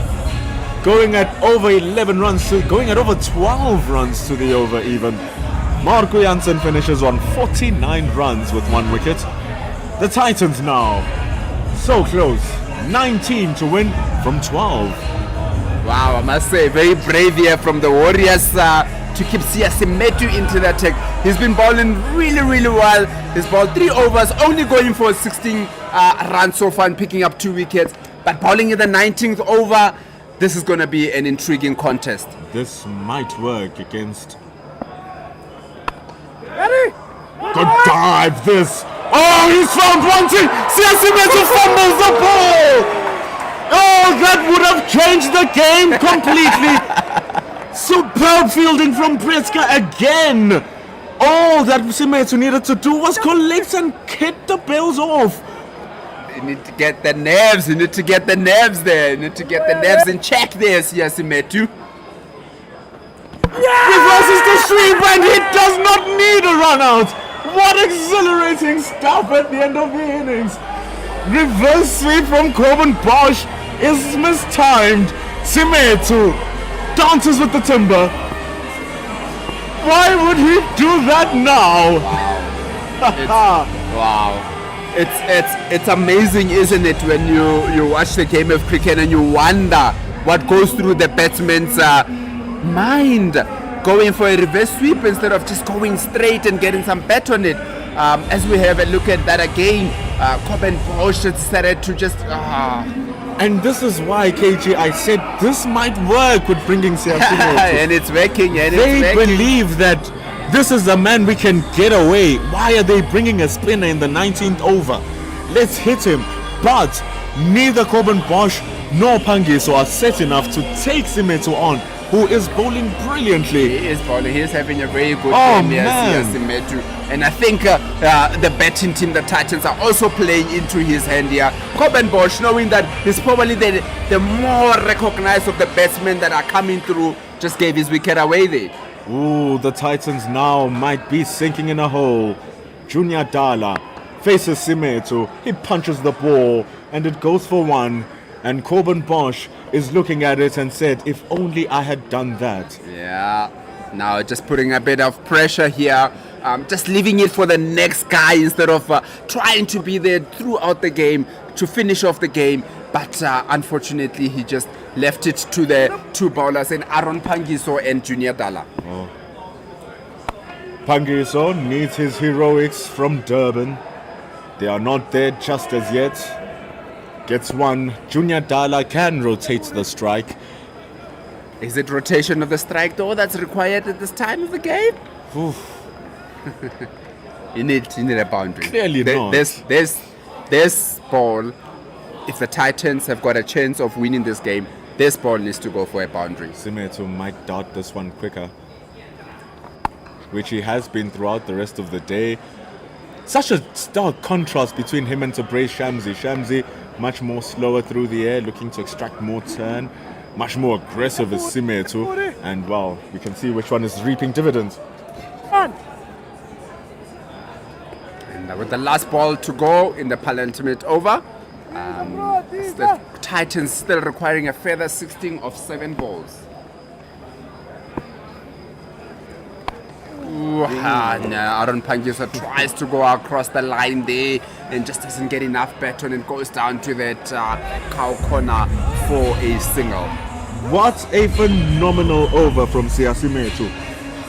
Absolutely genius from the spin bowler, who's been a revelation this season. And by finishing that style of bowling, that now records his highest or his best bowling figures in T20 cricket, beating the 3 for 25 that he got against the Tuskers in this very season. So that just exemplifies the type of season that Simeto is having, finishing with 3 for 17. And now Bear Swanepoel needs to defend, has to defend 15 more runs. 15 more runs that he needs to defend. I think with the way the momentum has been going in the last 4 overs, the Warriors will feel that they are ahead in that regard. Oh, they really might. Simeto really changing it with that 3 for 20. Patrick Kruger's 2 wickets for 22 was also sensational. Many people would have thought he would bowl the 19th over, but it was Simeto. What a revelation change that was. Bear Swanepoel has been going for less than 6 runs to the over, and they need to get 15 out of him. Aaron Pangiso scored 25 from 9 deliveries against the Dolphins. Can he do it again? That's the question. Ooh, here's Bear Swanepoel. Starts off with a full toss. If there's any delivery that you are going to hit away, it's that one. Because how often will Bear Swanepoel make that mistake? Yeah, especially with the way that the field is set up. You only have a cover and there's no long off. We feel that that's a ball that Aaron Pangiso would have felt that he can hit it over those 2 men for a boundary, but it wasn't to be, and that brings Junior Dala onto the strike. Ooh, the 2 gentlemen need to have a little bit of a conversation. It's not their job to do this, but their team relies on them to do it for them. What will Junior Dala do? Swanepoel, his job is just to maintain this over to be under 15 runs. Way more than capable of doing that, considering the fact that his 3 overs have just gone for 17. But he goes under it, Junior Dala. Jordan Herman is at the deep. Oh, fumbles it. He's been so good, has Herman, and only now he decides to make a mistake. Wow. And that's the time that the Titans would have needed that mistake to happen. And as we see again, Junior Dala just outside that off stump. That's regulation fielding. Oh, and he did so well to get to it. He got to it so quickly. Was behind the ball, but he put in a dive, a slide there where you feel that it wasn't necessary. And that time around, that dive cost him some runs. Oh. And 9 runs now from 4 balls. Still gettable here from the Titans. Very much so. Junior Dala swings for the heavens again. Will Brisker stops it this time. Okay. Some sanity coming back to the Dafabet Warriors. Matthew Brisker has been ridiculous in the field here today. Jordan Herman just wiping those hands, saying that won't slip again. Yeah, as we hear slow slap here from slow claps here from the Titans faithful. They're really edging their batters to try. It's only 8 runs that you needed. Just 2 boundaries. Just give us 2 boundaries. That's what the fans are saying out there. Yes, Swanepoel. Another full toss, but this time it's not really connected by Aaron Pangi. So his luck is on his side today. He gets 2 full tosses from Bear Swanepoel, but still cannot capitalize. Wow, I think the Titans will be looking and saying that how much more chance do you need in this game? They've gotten 2 full tosses in this over, and both occasions they only got singles from them. They would feel wherever they are at the moment, they're not feeling too great about how this over is going. They need a boundary, and they might get the boundary. They might get it. A wonderful shot here from Junior Dala to keep the Titans in the game. Wow, we've got a finish here at our hands. It is a boundary.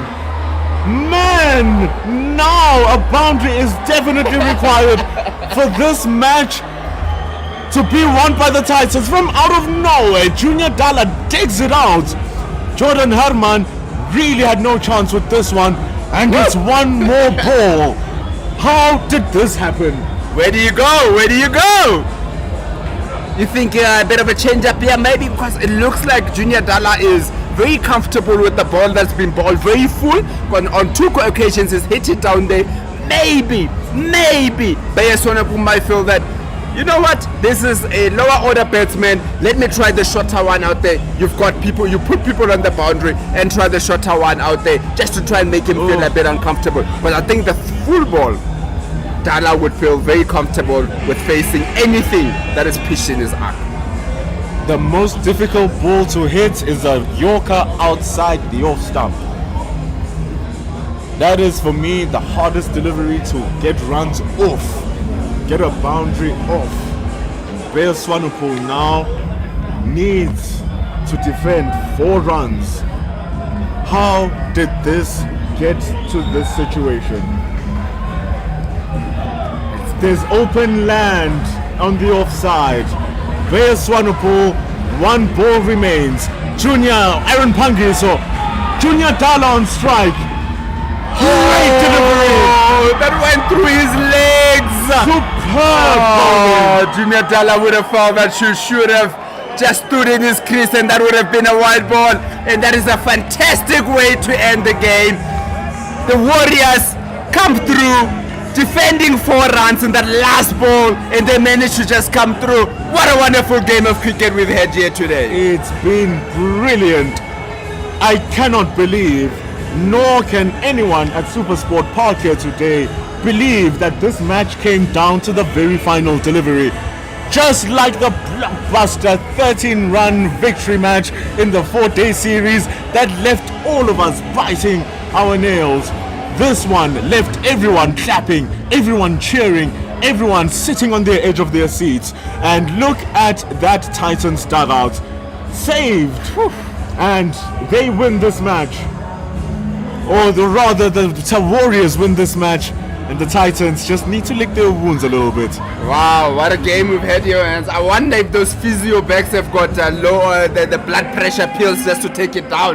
Because that's how we're feeling in commentary here today.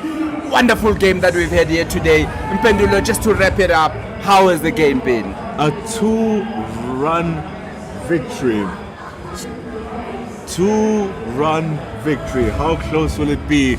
Yes, the overlay says 4. It's going to be fixed. But the game that looked so poised to be easy for the Titans, and then they just capitulated through bowling of the Warriors, and they crumbled through those 2 crucial wickets of Diane Khalim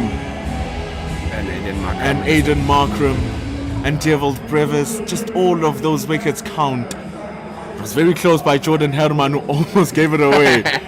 But it has come to an end. Yeah, definitely. I think the Titans will look back and say that there were at least 2 or 3 soft dismissals in their innings, where at that time of the game, where the game was going, is that they didn't need to go. I'm looking at the wicket of Rivaldo Munsami at the time where they were really controlling the game, just gave it away a little bit there. And obviously later on we've got Dian Khalim trying to go across the line and just missing it, and also Coben Bosch trying to go for that reverse unnecessarily so. And I think the game they'll also look at the captain Aiden Makram to say that, you know, but at 25 of just 25 balls, so he went a bit slower in that innings.